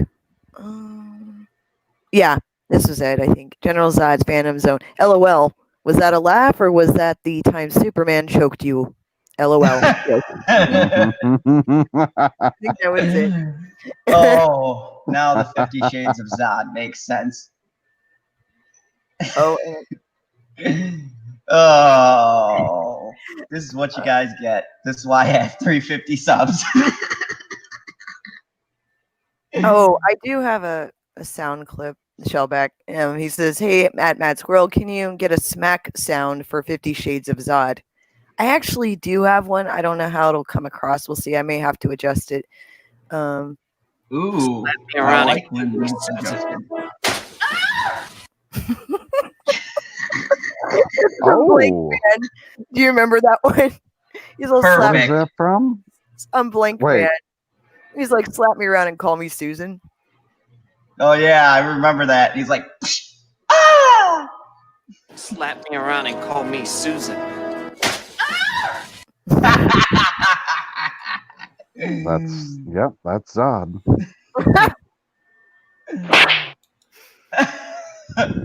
Oh my. I will not call him Susan ever. Oh, God. Oh jeez. Vicky says Well, it maybe- sounds just like you. So does Shellback agrees. Well, of course Shellback agrees. Fucking Oh, but Tommy did too. Tommy agreed. oh my goodness. Yes, he would agree too. Generation Productions says, LOL, I guess you can say at General Zod's Phantom Zone is rich because of all the coppers at his theater. LOL. Or you could say it was like a smokehouse with all the bacon. LOL. Jokes. Did we read the previous super chat from 156 from Mega Jetty? I know I did not. Let's see. No, can you grab it? I'm sorry. Yeah, I didn't know if the villain here wanted to put it on the screen or not. That's why I said the time out loud, and I figured the little bit of banter back and forth would give him plenty of time to put it up on the screen. There you go, guy. I think that's the right one. Yeah. It says, as I stated in my video, movies do not inspire mass killings. Nobody bought a knife to go on a killing spree when any of the Halloweens or Friday the 13th came out. Very true. Facts. But did the sale of premium blades go up? Interesting. Because it's nice when you can just take one smooth slice through that tomato. All right, so I'm gonna screen share something here, and Bitchy brought something to my attention. Hold on a second, I gotta turn on the light. Was it a horn?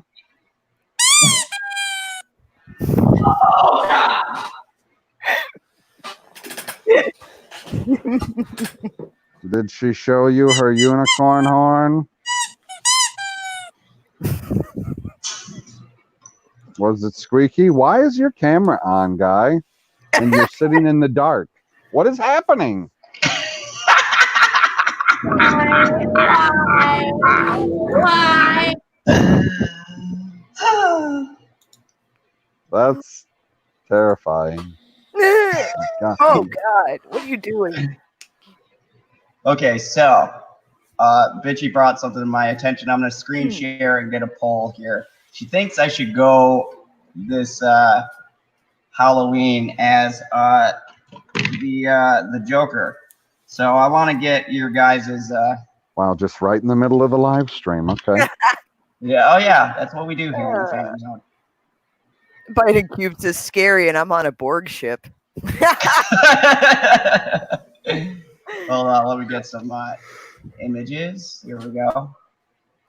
Okay, so I don't know how much stock there is in this, but apparently she says I share a lot of features with The Joker, not Joaquin Phoenix. The Joker. with the Joker. The Joker.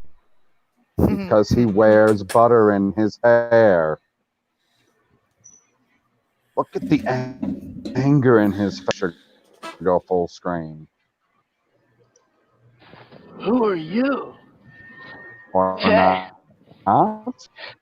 Grim Reaper, dude.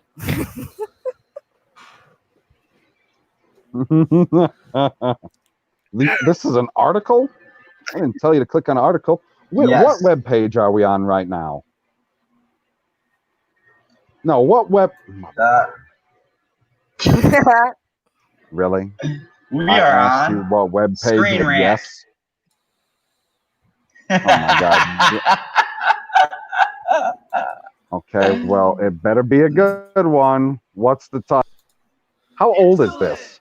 Why the Joker is facing backlash besides great reviews, but no, I was just bringing up the picture. Yeah, why aren't you under images? Why did it take us to an article? I just wanted you to make that go full screen. There's a way to open up the image and not the fucking article. Well, I don't know how to do that shit. Right click it. Then say open image in new tab. That's good enough. Like, you can. This guy, like, getting lessons from a dog here. Oh, God. The one on the left totally reminds me of Zod. He's a private, not a general. Oh, my God. So you're gonna dye your hair green then? Yeah.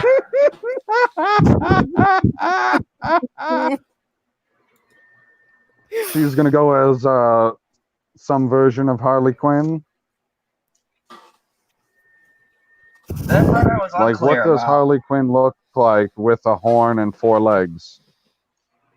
All right, that's it. Dishonor. Dishonor on your whole family. Dishonor on you. Dishonor on your cow.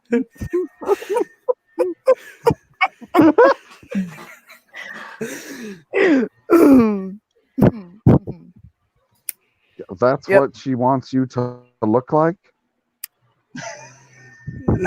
Are you going to get a purple pimp suit too? No, it'd be more of this suit. Nah, he needs a purple pin suit, A Harley cane, Quinn and a fuzzy hat. centaur. Yeah, he needs a cane and a fuzzy hat too. Once he gets Yeah. Oh my God. She said, Zod, you suck at this. That's what the unicorn said.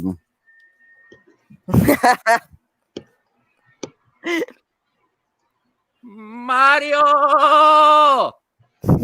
Fucking dog, do not jump on me. Get down. No.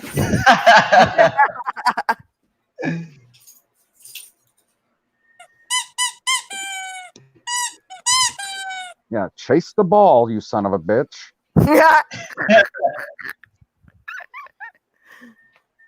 Oh, God. I'm digging this toy. So much. You are a douchebag. Oh. No offense, PB, just going on the little clip. That's all. Oh, the unicorn says you will get that suit if it's the last thing I do. Yes, the reddish So orange. she wants you to get the suit Yeah. and put some green butter in your hair. Yeah, I even got the shit in the back going. Hold on. The tail. Gonna have to shave. Yeah, I'll probably shave all this off.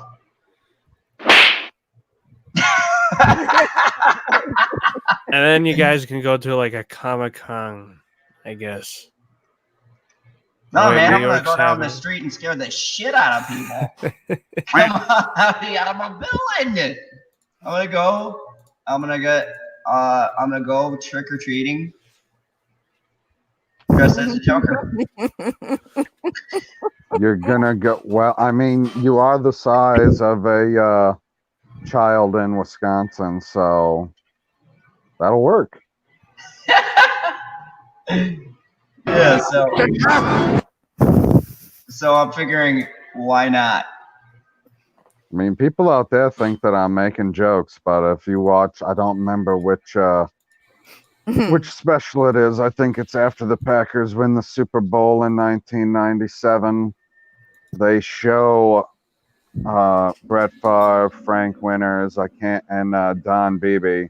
They put some masks on and they go trick or treating with some children at Mike Holmgren's house, and they are the same size as some of the kids there. Wisconsin. Yeah, but maybe on Halloween I'll do a little stream and I'll show you guys what I look like in the Joker getup. I'm gonna buy the. And then we'll make fun of you and say you look terrible. I mean, we're all adults, and some of us have made adults already.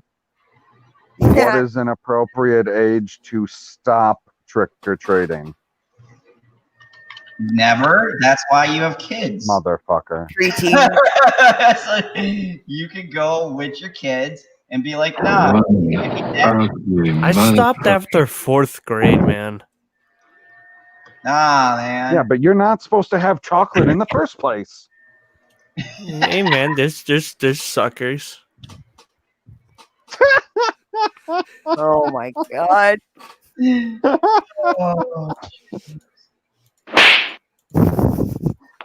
Oh, bad dog. All right, so let me get some interaction from the chat here. Chat. I'm gonna show you. Biden Touch says 12. That sounds right. 13, maybe you could push it to 14 if you wanted to. I'm gonna show you the suit Bitchy wants me to dress up in. Or is it? Mega Jetty 1 has a super chat. It says, Zod, you look like you're going as the Terminator. I assume he's talking about the soy Terminator.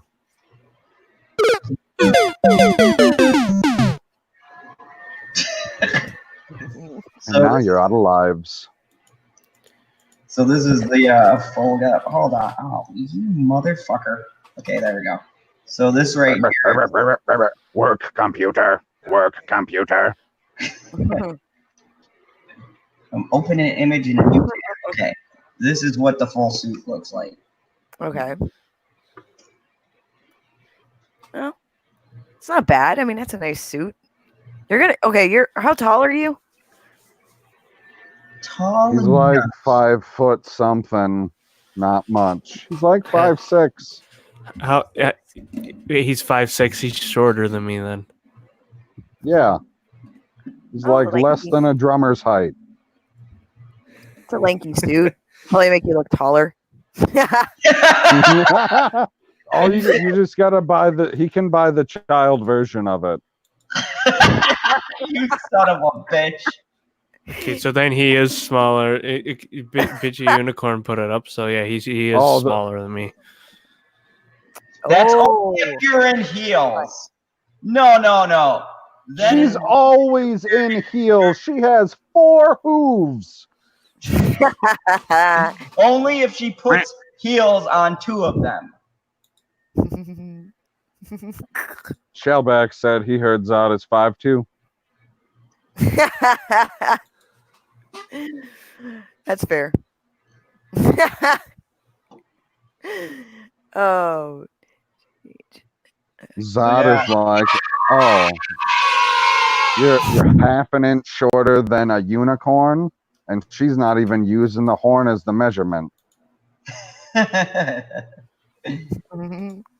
Yeah, this is true. Well, she's like.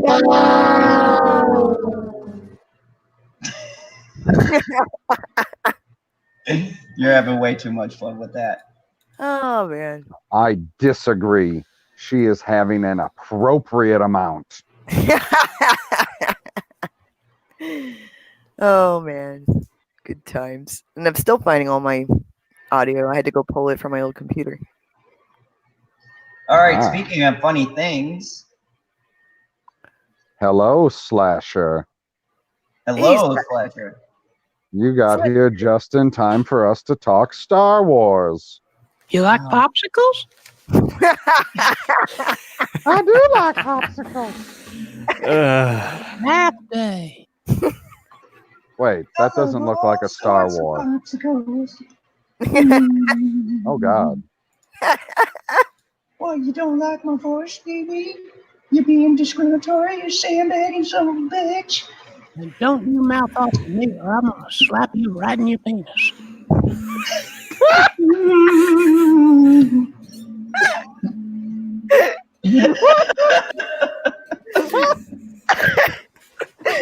Oh, God. Oh. Oh, Jesus. Welcome to the Phantom Zone. If you're new and you like these wacky sound effects provided to us by our local squirrel, hit that like button. And if you're new, hit the subscribe button. Go check out everyone on the panel. Anyways, Kevin, Willie. Hey, before we go any further, do you guys see this ridiculous ad on the screen right now? Yes, Chiefs. for Chiefs tickets. That's Why? hilarious. Why? I find it hilarious. He As a finds it Packers hilarious fan- because the Packers beat them in the first Super Bowl. No, not because of that. Because if you want season tickets for the Packers, you can get on the list. Like if you get on the list right now, you might get them by 2060. Oh God, yes. And they can. But if you're a Chiefs fan, you can just go buy season tickets right now. So go be a Chiefs fan, I guess. I think Kevin for Wiley our team, they open it up only every year, so you have to get them like when it opens up. That seems fair. Yeah. I don't want to go in a giant fucking boat with a ridiculous horn.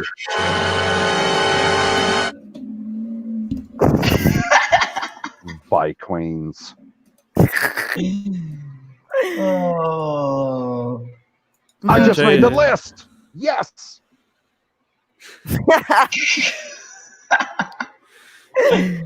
Oh my God. Okay, now you can continue with the article. Jesus, shit's getting out of control, Squirrel. Control these people. No. Kevin Wiley is the former. Oh, Jesus. Kevin Wiley is the former. To the one place that hasn't been corrupted by capitalism. Space. Oh my God. That's like the best thing ever. Oh, so happy. You know, it's from Command and Conquer 8 Red Alert with Tim Curry. Best ever. Beautiful. Sorry. Just make sure you cut the one part with space because that you can spam the shit out of that one. Oh yeah, Spars. I have that one separately somewhere. I have to pull it up somewhere. Yeah, I have it. I just need to put it in the board. So, Kevin Wiley is the former U.S. Marine who appeared at a press conference held by two noted right-wing fraudsters. Yep. And he said he was paid by Senator Elizabeth Warren to have an affair with her in 2018. Well, what? Say that again? What? He was paid by Senator Elizabeth Warren to have an affair with her in 2018. I'm a butt out of this one. Okay, continue. 25, who was brought into the spotlight on October 3rd by Jacob Woolley and Jack. Fuck this shit, I'm out.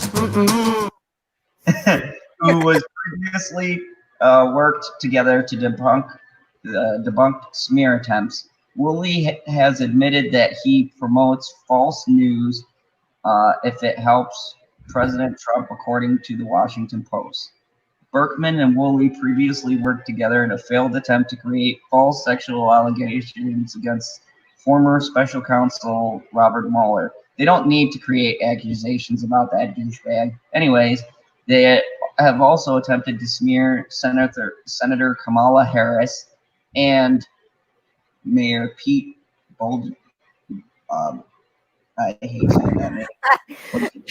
I'm sorry, Trey Courtney and Chad says Elizabeth Warren looks like Hillary, or like, okay, Elizabeth Warren like Hillary looks like a living corpse. Yes. Yeah. You notice? you notice that she had to pay someone. I'm just saying. And we were talking about articles like, James Franco and Robert De Niro and all them stuff where they have people throw themselves at them. She was paying someone to sleep with her. I'm just saying. Only allegedly was trying to persuade someone to come forward and accuse. What the fuck does that mean? You a communist.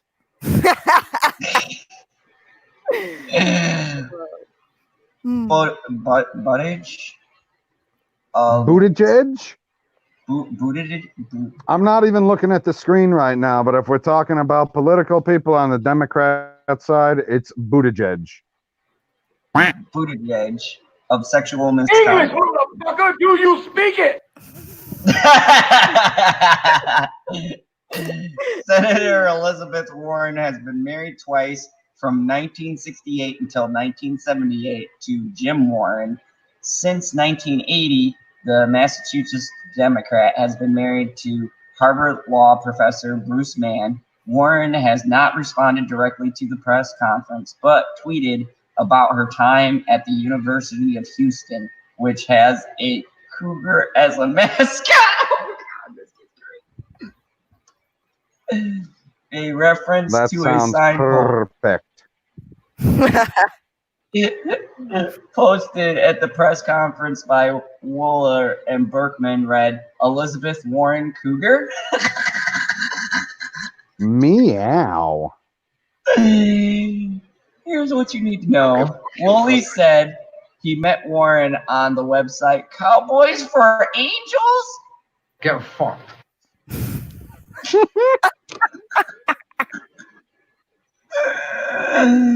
Picture you're scrolling through. What? I know she didn't use this picture. She couldn't have used this picture on her profile. I kill a Why communist. not? She's got that I'm gonna carve him up real nice. quality hand motion going for the carving. Oh. Kevin Wiley told the media that he met Senator Warren through a male escort website, Cowboys for Angels. Wiley said he first met Warren at the Hilton Hotel in Woburn, Massachusetts on August 8th, 2018. Jacob Woolley said Wheelie has evidence of his encounters with Warren, but did not present it at the press conference. The full press conference featuring Woolley can be watched below. A tweet from Warren's account appears to show her in Woburn on that date. On August 9th, Senator Warren held a town hall at Pittsburgh State University, 45 miles from Woburn. There are no posts on Woolley's Instagram or Facebook pages between July 27th and August 13th, 2018. So there's the little thing she was at. Woolley said that he had been a professional escort for older women in the past, but that Warren was the first client over 60. Woolley said Warren messaged him saying that he should bring toys. Oh, and that he should.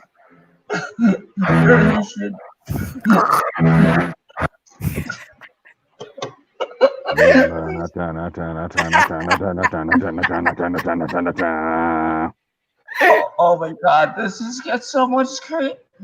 Oh, this is what the kids call cringe. Strap on, folks. Oh God, and that he should be so. And that. Oh God.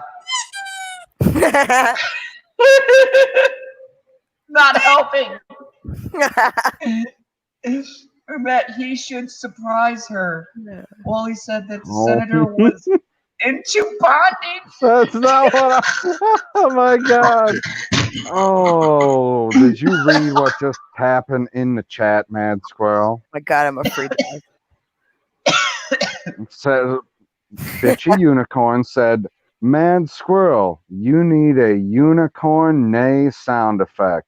So then I said, they neigh? She responded back, no, they moan. LOL, JK.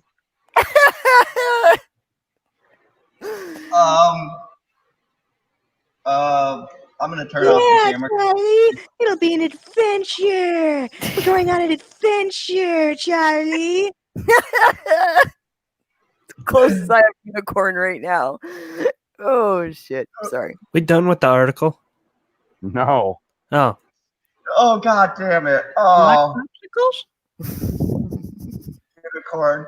You pull this out while I'm reading about Warren's BDSM. Okay, I'm a professional. Get through this.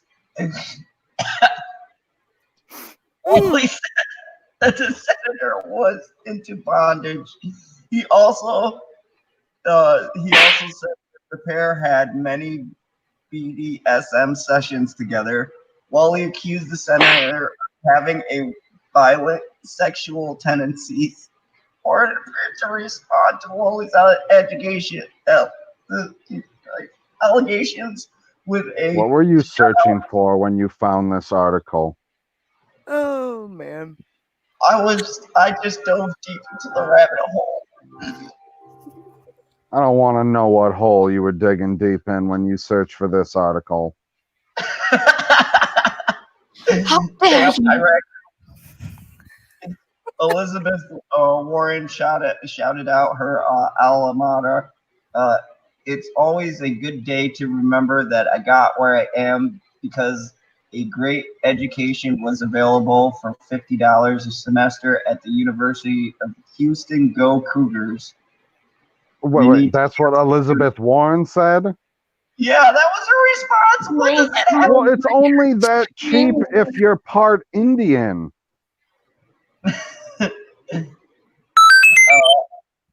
Exactly.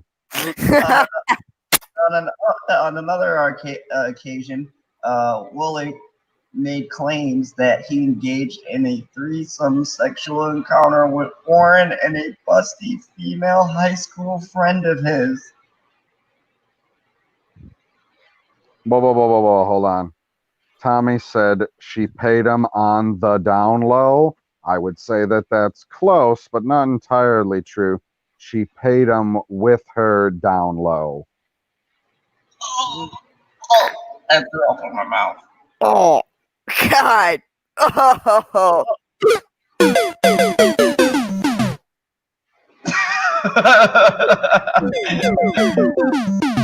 You know, you think you're about to grab the flag and you come up just a hair short and you fall down and get eaten by a fire monster. The press release promoting William Berkman's event was spread online by NBC News reporter Ben Collins on October 3rd. The release said that Berkman and Woolley would be joined by a decorated former U.S. Marine and bodybuilder who alleges he was involved in a long-term sexual relationship with presidential candidate Senator Elizabeth Warren. In his tweets, Collins joked, "Congrats to Elizabeth Warren on rising so quickly in the polls. She forced Jacob Woolley to write erotica about her." Oh God.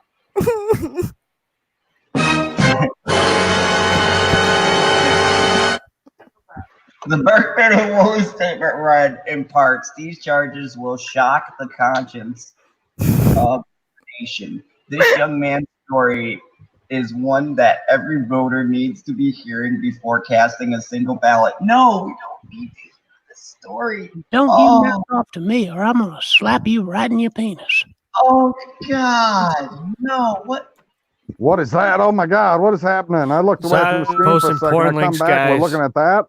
Oh, oh God! Why? God. That was a lot. On his Facebook section, Woolley, who uses his middle name, T-Y, T-Y, on social media says he's very passionate is to dominate. He goes on to describe himself as a business owner and a health and wellness coach. Oh my god. Oh my god. This guy right here is a business owner and a health and wellness coach. Well, I mean,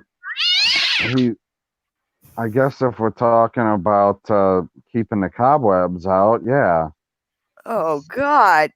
Oh, he says that he lives in Phoenix City, Alabama, but works as a fitness consultant at Max Fitness Elite in Columbus, Georgia. And you need to come on down to the cellar. I got a whole freezer full of popsicles. Ooh. Oh.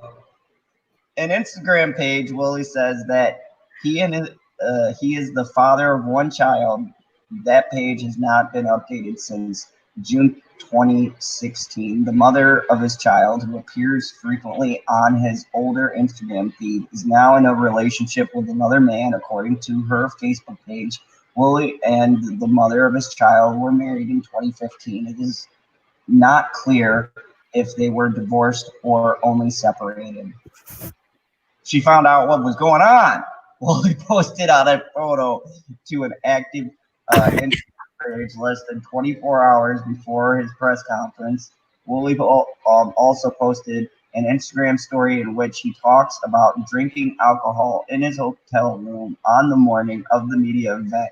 Willie says that he drank a can of 84 proof slow and loud rye as well as a mimosa with breakfast because he was about to tell his story. And oh God, I'm too sexy for my love, too sexy for my love, love going to leave me.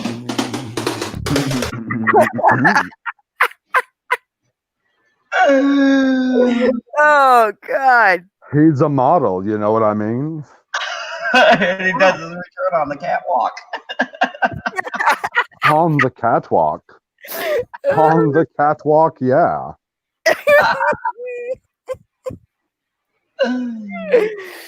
Oh God, this is terrible. This is the most horrifying story ever.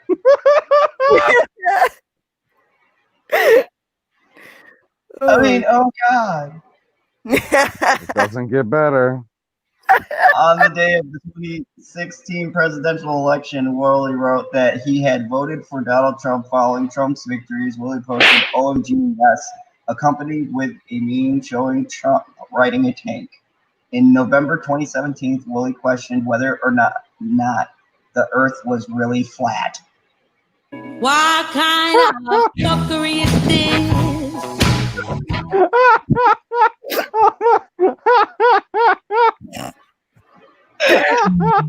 Oh my, you gotta be fucking kidding me. No way. Come on, are you serious? Please God, tell me that's a lie. Like I thought it was halfway trolling at first. It's like, oh well, she found the one fucking ridiculous model that is a Trump supporter that she could pay to have sex with her. But then he's also a flat earther? Call me. Like, sign up at the popsicle stand. This is like, oh my God. This is okay. In January 2017, Wally posted photos of the plane crashing into the Twin Towers in Manhattan on 9/11. Caption read, "Still want refugees? None of the 9/11 hijackers were refugees." Oh my God, what's going on? You little piglet son bitch. Okay. December 2017, Wiley criticized Trump detractors, saying, "Wait, you mean the racist prejudice Trump is making sure those who say things like hashtag liberals is actually creating jobs for those who say fuck a job and stay broke or legally broke. Ha!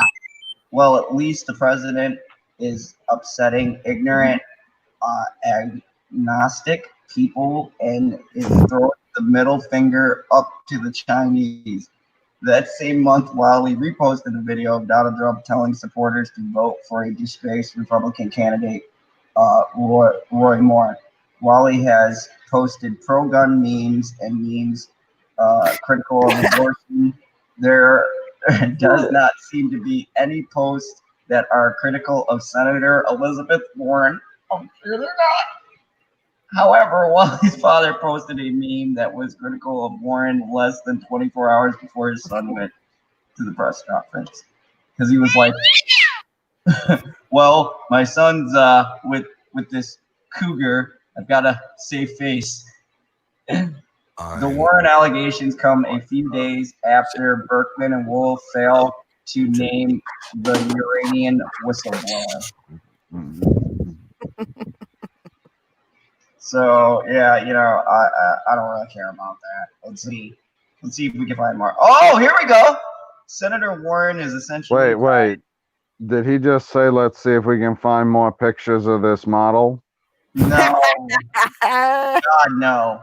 That's what I heard. It just kind of tailed off, and I was like, nah, man, we ain't looking for more pictures of this model.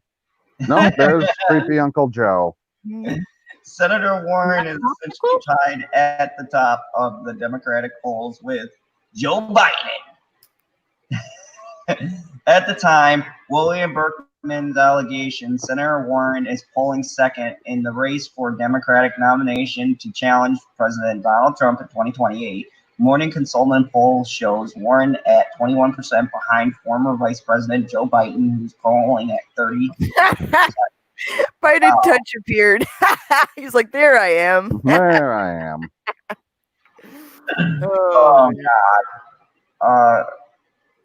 According to a poll from September 2019, said that the Massachusetts senator is essentially tied with Biden.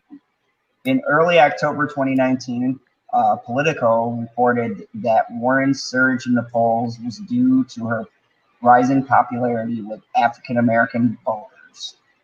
Come on over here, son. Rick and Morty writer Sylvan Thomas was among these poking fun at Woolley and Berkman's allegations.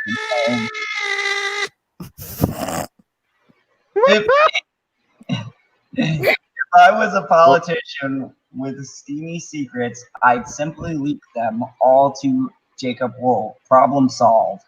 While the nation's Jeet here tweet, Jacob Wool is this curious combination of other vileness tempered by hilarious incompetence and stupidity.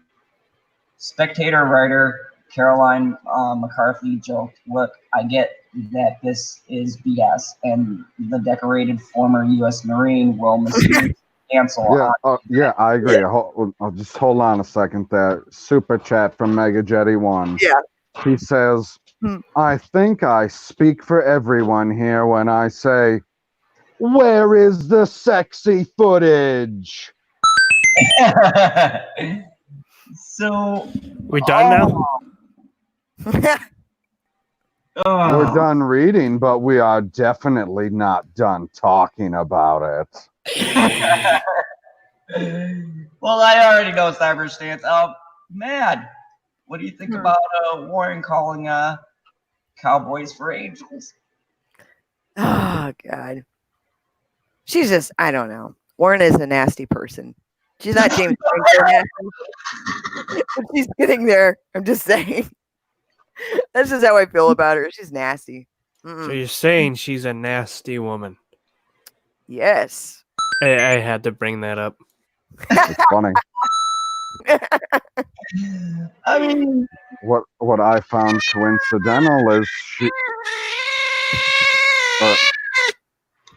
I shouldn't say she, but her likeness just so happened to make it into my most recent video. Oh boy. Oh yeah. It worked perfectly.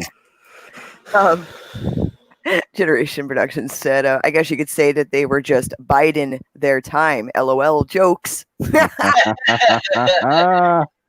Oh, what was he had one up there before Yeah. all of the A's from the dog.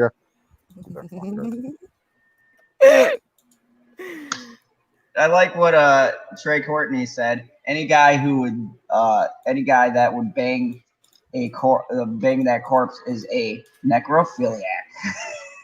The one GP said earlier was flat ass, flat chest, flat head, and a flat earther. What could possibly go wrong? LOL jokes. I thought of this plan a long time ago. What to do with all flat earthers? We launch them into space, and if they still think the Earth is flat, they get ejected out of the airlock. Right. Wow. Is it weird that actually kind of makes sense? They will still think it's flat, and I'll be like, "Where's the other half?" And they'll be like, "It's dark. I can't see it." Like, they're dumb as fuck, man. Like, I've watched way too many of those videos because I was like, well, there's got to be some type of credence to this hilarious argument. So I watched 2 videos and I was like, oh, I see what's going on here. So the rest of them I watched for the comedic value only. I was like, you think you're being serious and everyone's laughing at you, you dumb motherfuckers. That's nasty. About as smart as somebody that could go and be a flat Earth model and instead get paid to have sex with Elizabeth Warren. What the fuck kind of job is that?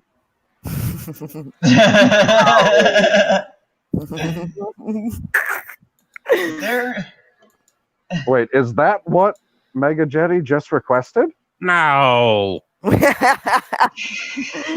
There was one before it. He actually was requesting the Cleveland saying that's nasty. Oh, I missed that one. Oh. I just looked up and I was like, wait a second, is that like fucking Inception? What the hell just happened? That's nasty. Butterfingers in chat put it well. He said, I hope you got paid a lot. I bet he got off easy. Oh. Yeah, that was Shellback's request was that's nasty, and Mega Jetty actually said no. But what's funny is I actually already had that was Inception on that one. I just realized he made that request, so yes, Mega Jetty Inception. Oh god! Damn. So you know what? I've got to cleanse my mind, and I never thought that I'd use this to cleanse my mind. Yeah, you did. Yeah, you did. But loves Star Wars. Star Wars is sexy. So, are you ready, TV? Yes, bitchy unicorn, you are gonna stick around for the warring great! stars. Another fan theory. I can't wait. Is it on Inverse? You like No, it's on Esquire. Oh my god! October 1st. This is fresh. This might leave the path open for Ben Solo's redemption. JJ Nah, man, he's gonna fucking die. JJ Oh, Abrams sorry. has confirmed a big Kylo Ren fan theory about Star Wars: The Rise of Skywalker. Zoom in. The more you know. It seems like Disney just can't decide what the hell to do with Kylo Ren's helmet. Fuck! The Vader-esque cowl was first introduced in The Force Awakens, but as Kylo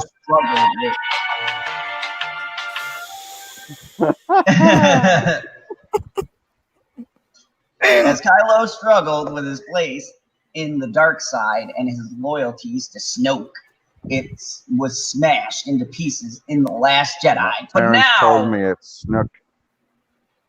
But now it appears the helmet is making a comeback as it is a prominent feature in the trailers for J.J. Abrams' Rise of Skywalker. This time, the helmet looks different, though, and in recent interviews with Empire Magazine, J.J. Abrams has finally explained why. Promotional imagery of Adam Driver's First Order leader has shown the character's helmet with deep red lines running through it, as if it's been glued back together with crimson-colored adhesive. What? First Order leader? What? That's what they're calling him? What? Mm-hmm. That was one entire sentence right there. What the fuck does that mean? Adam Driver's First Order leader? That's what they're calling him? Or did they not have a title? He's not the supreme leader anymore? He's just a First Order leader. Maybe they're talking about that white dude that he always like. Or does that mean nobody listens to his Second Order? They're like, nah, man, we only listen to the First Order. The Rise of Skywalker footage from the Disney Celebration, or D23, showed a mysterious pair of hands piecing the black shards of the helmet back together. How is it a fucking mysterious pair of hands? They were attached to Kylo Ren. You mean the hands that were working on them? Yeah. Because the hand has fur on it, and the last time I checked, Kylo Ren isn't a fucking werewolf. We don't know. He's had gloves on. That's why I said the last time I checked, like, this is Disney Star Wars. It can get dumber. Chewbacca was a Sith the whole time with C-3PO, guys. Star Wars fans were quick to compare this fractured helmet to imagery to the Japanese process of kintsugi. Kintsugi! Thank you. Much better. Or kintsugi! This ancient ceramics method entails piecing back together broken shards of pottery, encouraging an acceptance of one's past. A concept that is particularly interesting for a character who has literally said, "Let the past die. Kill it if you have to." I thought that was fucking Ray. Yeah, somebody should teach it to fucking Thor and those mugs. And now we have proof that the fans were right. J.J. Abrams has confirmed in an interview with Empire that Kintsugi is a factor at play in the Rise of Skywalker for Adam Driver's rage-induced Dark Lord. That wasn't really much of a fucking fan theory, now was it? That was just him saying, "Oh yeah, that's what inspired me to do that." And if your rage lasts longer than 4 hours, you're supposed to call a doctor. Oh God. Having Kylo Ren be masked, but also fractured, is a very intentional thing. Like the classic Japanese process of taking ceramics and repairing them, and how the breaks in a way define the beauty of the piece, as much as the original itself. As fractured as Ren is, the mask becomes a visual representation of that. There's something about this that tells his history. The mask doesn't ultimately hide him, and his behavior is revealed. I don't know, sounds like a fucking quack. At first,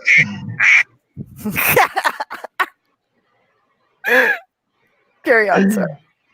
At first, it might seem a bit odd to introduce ancient pottery process into a science fiction adventure movie, but all fans because there was a lot of we want it to be real fucking world. God damn it!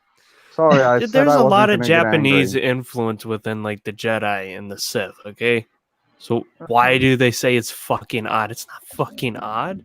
Yes, George took these inspirations before. I mean, God, sometimes these people, man, they're stupid. George Lucas drew on a ton of inspiration from the films of Japanese for his original trilogy back in the 70s, particularly the legendary director Akira Kurosawa. Lucas has spoken in length about influences of Kurosawa's Seven Samurai on Star Wars, and it's not hard to see the connection between the lightsaber and traditional katana blades. He spoke with the right, because everybody has a curved lightsaber. collection was a huge impression of Kurosawa's films left back in 2014. Names of the franchise like Obi-Wan and Qui-Gon were clearly Japanese inspired, with the entire Jedi religion bearing a striking resemblance. Oh, whoa, Eastern... hold on. See you later, Shellback. That's what Mad Squirrel said. I didn't hear it clearly. Yeah. Good night to Lord Shellback. Good night, Turtle. Keep on trucking. Oh, is he? Oh, he is going. Hold on. How dare you? Ninja, go ninja, go! Go ninja, go ninja, go! Oh, God.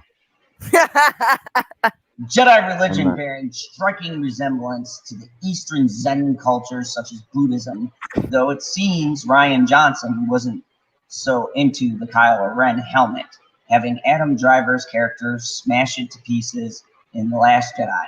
Johnson was clearly taking cues from the Japanese too. No, he wasn't. He was not. Johnson was not thinking of anything philosophical. Johnson did you just say taking cues from the Japanese? From Japan. No, there's no the there either. Whatever. It's from Japan. Two. The wild lightsaber battles in Last Jedi's final. What wild lightsaber battles? Episode 3, man. They chopped that motherfucker's head off, and it's floating in space. Is the first in the series to distinctly resemble a samurai standoff. What are you talking about? One fucker missed Ray. They had to cut it, and you can see where he has to pull back. Oh no, they mean it resembles a samurai standoff in that they are dressed like samurais. That's it. Thank you. I was about to go off there. With the emphasis on footwork and swift striking. Oh no! Oh my God! As a martial arts instructor, that's fucking it. Oh, the emphasis on footwork when the guy was literally jumping out of the way. Yeah, I remember it. I remember it clearly.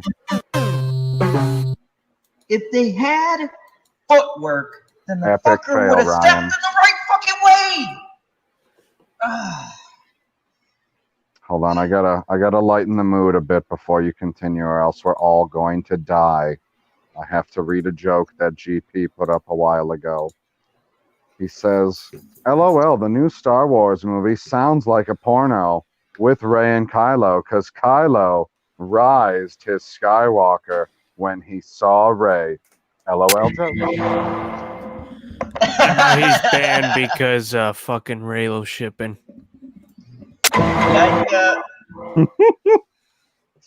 The idea that Ren is piecing together his fraction past in Rise of Skywalker means a lot for the final in the series. It's an acknowledgement, and that he's not ignoring his history. It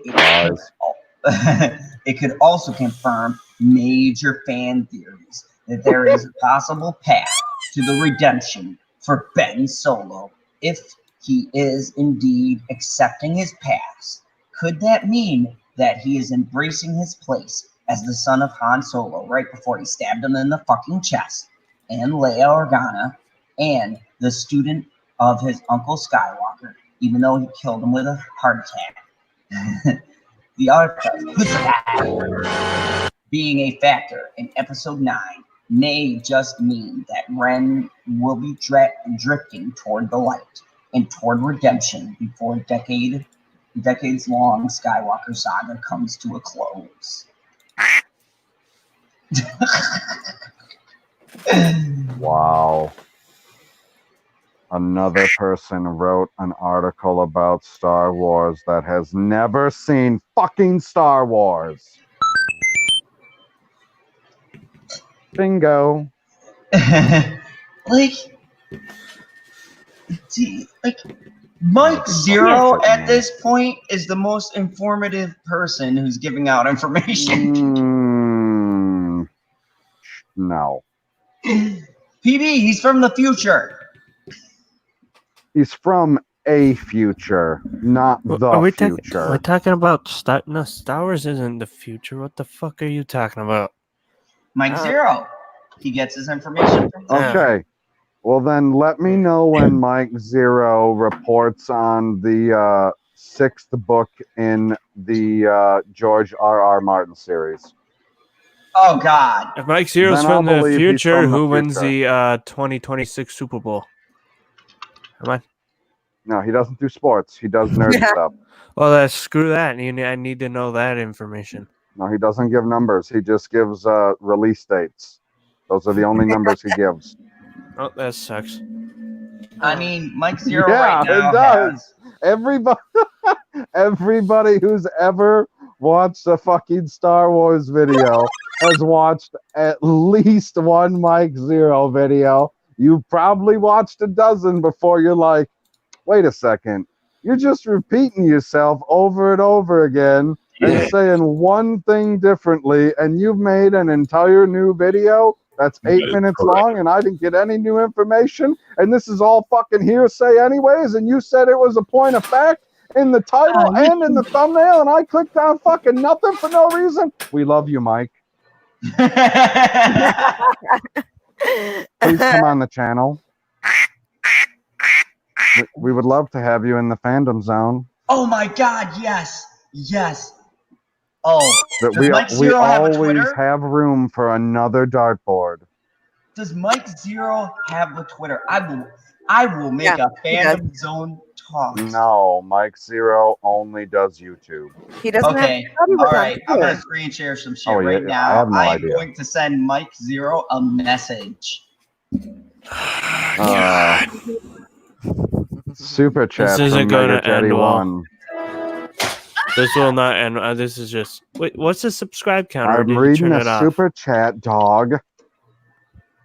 Thank you. Ben being redeemed is only good if Ray goes evil. It'd be like Bret Hart versus Steve Austin. A double turn in one story, making Ben the hero and Ray the villain. We don't see that fucking coming though at this point. So everybody's been wanting it, and it'd be like, "Oh, look, they did it." Yeah. Yes, GP, I can read the previous message. It didn't say LOL jokes, so I didn't assume that he wanted me to read it, so I glossed over it. That was my bad. Because I looked at it and I was like, oh. So, yeah. Here's Mike Zero's. No. There's This is a cringe. rumor. No. There's a rumor that the Vader helmet is going to be added to the repair. Is going to be added to repair Kylo's helmet.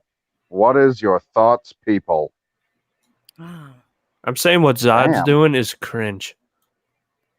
Well, I actually would expect that because that's an easy way to take that scripting real easy. So, you know. Legit, I think I saw a scene from fucking the Lego The Force Awakens, and the scene makes me think he fucking whacks it to Vader. What is? Yeah, I would not be surprised at all if they are trying It's a to Lego Kids game. Something. He like. What are you talking about? No, I'm talking about there's a the Lego version of like The Force Awakens. He comes out of a room with a bunch of pictures. Fucking Kylo Ren. He comes out of a room with a bunch of pictures of Vader, like he's like he's whacking it in there to Vader's pictures. Gotcha. That's creepy. That's his grandpa. No. Fucking. Dear God. No, it wouldn't surprise me. They need to pull out every piece of nostalgia possible and incorporate it, no matter how ridiculous, into the fucking story. So of course they're gonna try and fuse the helmets together, because then it'll be even more evil. What is this son of a bitch trying to do right now? Zod, I told you Zod's being cringe right now. Yeah, what is he doing? I don't fucking know. He's trying to get Mike is Zero on to the come on screen? here. He's trying. What is on the Mike screen? Zero's contact info. I can't read. Oh my He God. can't zoom in. He is on Twitter. See, he's right there. Official Mike Zero Twitter. Oh God. Yes, I'm gonna tweet him. Oh, this is cringe.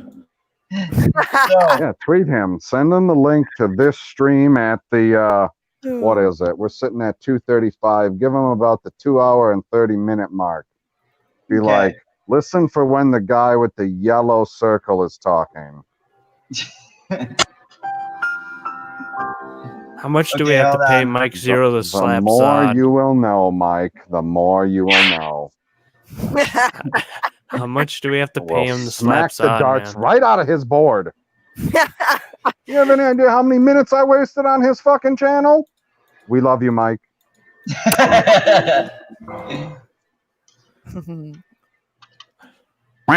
I'm not schizophrenic at all. Let me see. I'm not pulling. Let me see. You have no idea how good it makes me feel. Not that. The noise makes me feel good every time. Okay, what we could be talking about, it could be the worst news ever. Somebody could have kicked my dog without my permission. Oh. And you could play that noise, and I'd be like, you know what? He survived. Fuck this shit, I'm out. I'm your huckleberry. All right. What the? What are you doing now, Zod? Are you trying to message him? Yeah, hold on. I gotta. All I hear is a bunch of clicking. That's not how you type a message. You sure? I'm positive. I'm positive. I'm positive. Only fools are positive. Are you sure? I'm Shit. Oh yeah. Shit. Hold on a second. Oh, stepped in at that time, didn't I? Oh. Tommy says if you are on a phone, it usually will show up faster. And then he said he's fiddling with himself again. Fucking Zod. Well done!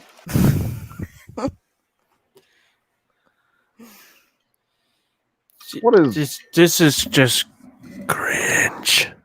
Wait, you Hug can't even open Zero. DMs with him? No, I can't DM him unless he's Mike following. Zero ain't got DMs. What? That's not a real thing. Only direct messages from the future. Ooh. What if Zod's asking him about my question? Oh, now he's hunting and pecking at his keyboard. I hear it. Oh, yeah. Get that good ASMR, man. No, don't do that. That ruins the keyboard ASMR. No, it's not ASMR. It's ASMR. Fucking Zod. Like, do you have more to talk about, Zod? Nope, the show's over, guys. Let's wrap it up. Or was Star Wars the last thing? Star Wars is always the last thing.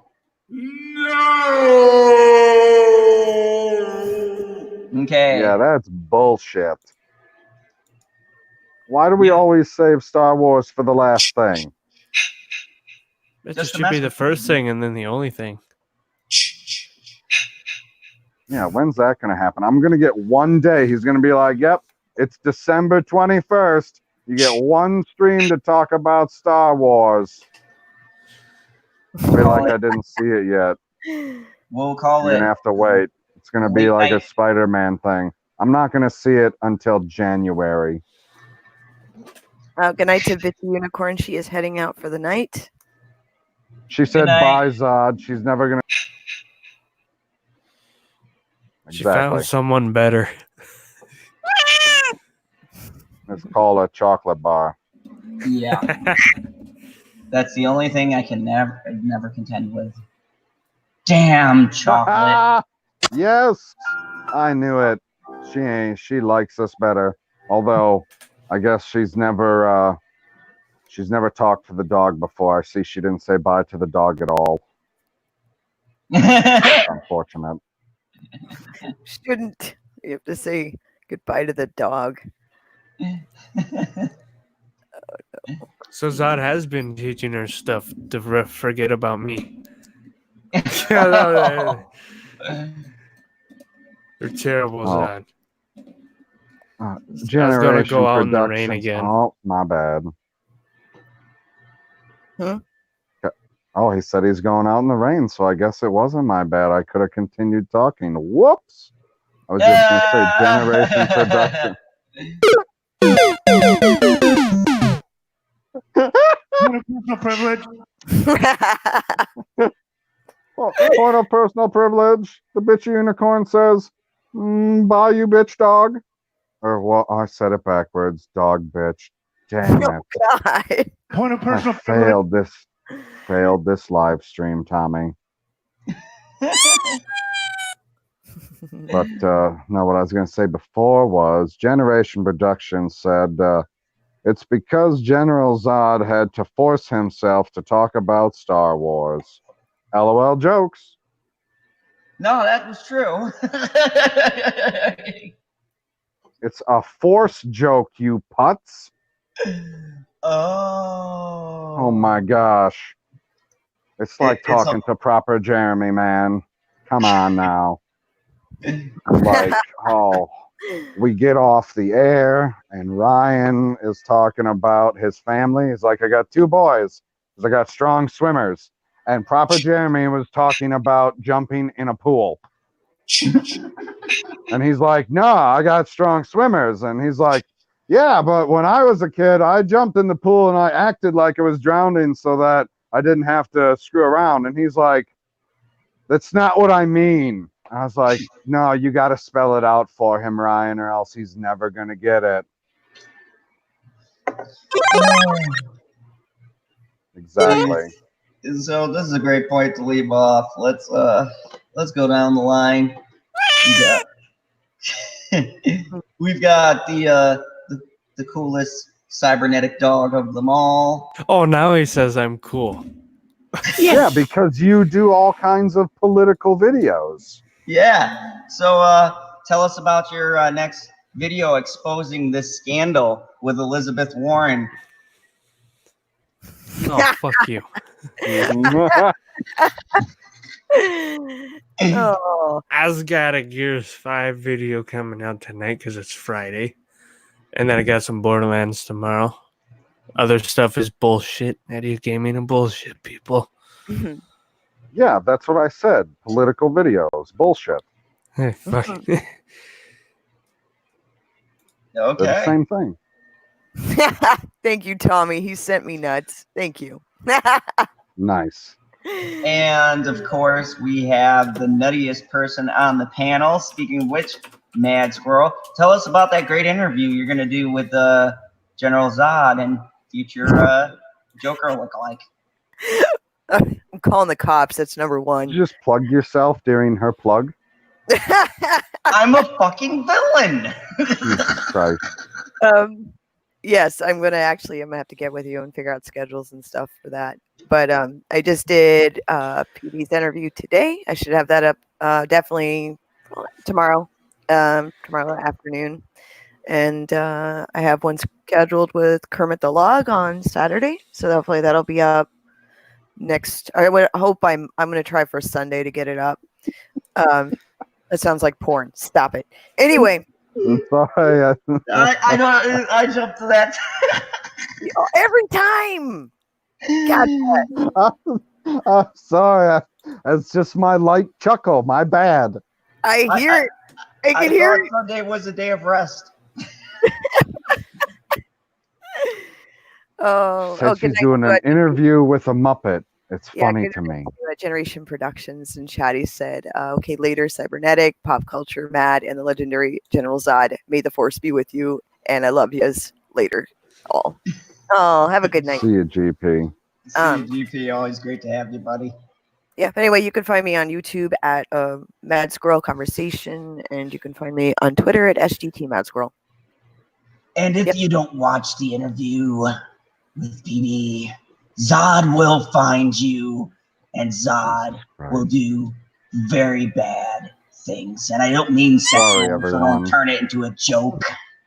I will destroy every aspect of your life, and when you beg for death, it will not come. He'll come to your house and destroy your plant.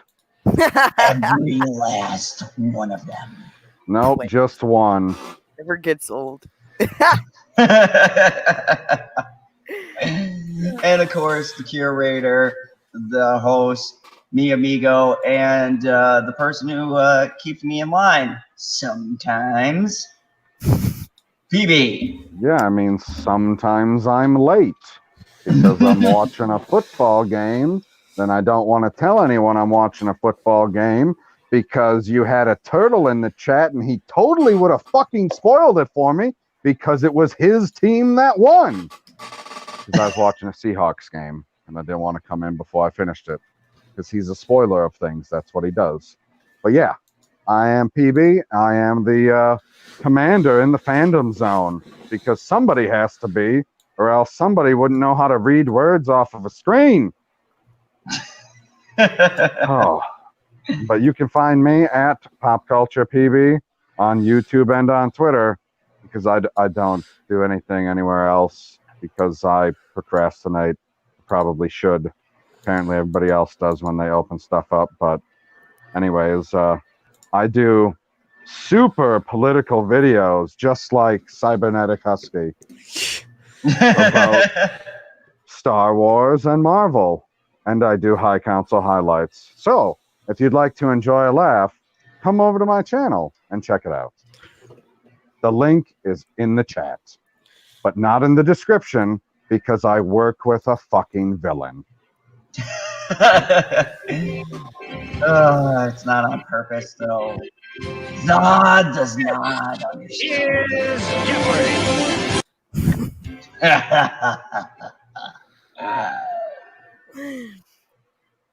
Anyways, you've been here in the fandom zone, and there may be negotiations with the dingoes because they hold Stevie's life. In order for us to do a roundtable discussion on the Joker and how much the movie has changed our lives. Yes, changed our lives. What the? Oh my god. And you're overselling it. And also, I will have my spoiler review. Your spoiler review's already up, right? No. People in Australia have seen the movie. They need to see what your spoiler review is. Yes, I know. Zod works on his own time. What you mean to say is Zod don't work on time. Pretty much. You like popsicles? Can't walk yourself. And with that being said, sometimes Zod's timetable gets messed up because a certain unicorn distracts him from any and all projects. So, sure. So I mean, yeah. Anyways, I will be having that up, and also I'm gonna have a fandom zone talks with a guest. Who? Be there. Who? Wow. I will unveil it on Friday. Y'all know what day it is? Like tomorrow night, you're gonna tell us who the guest is? Yep. What a deep tease.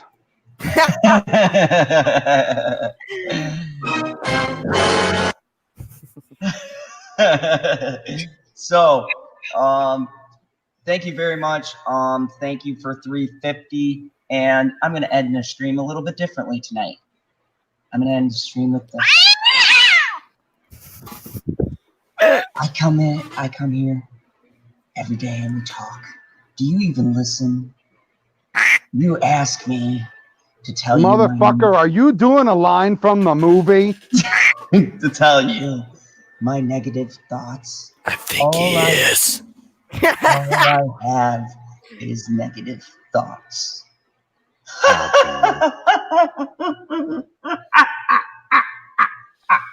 You can't switch which villain you are. You're already set in stone with this one, bitch.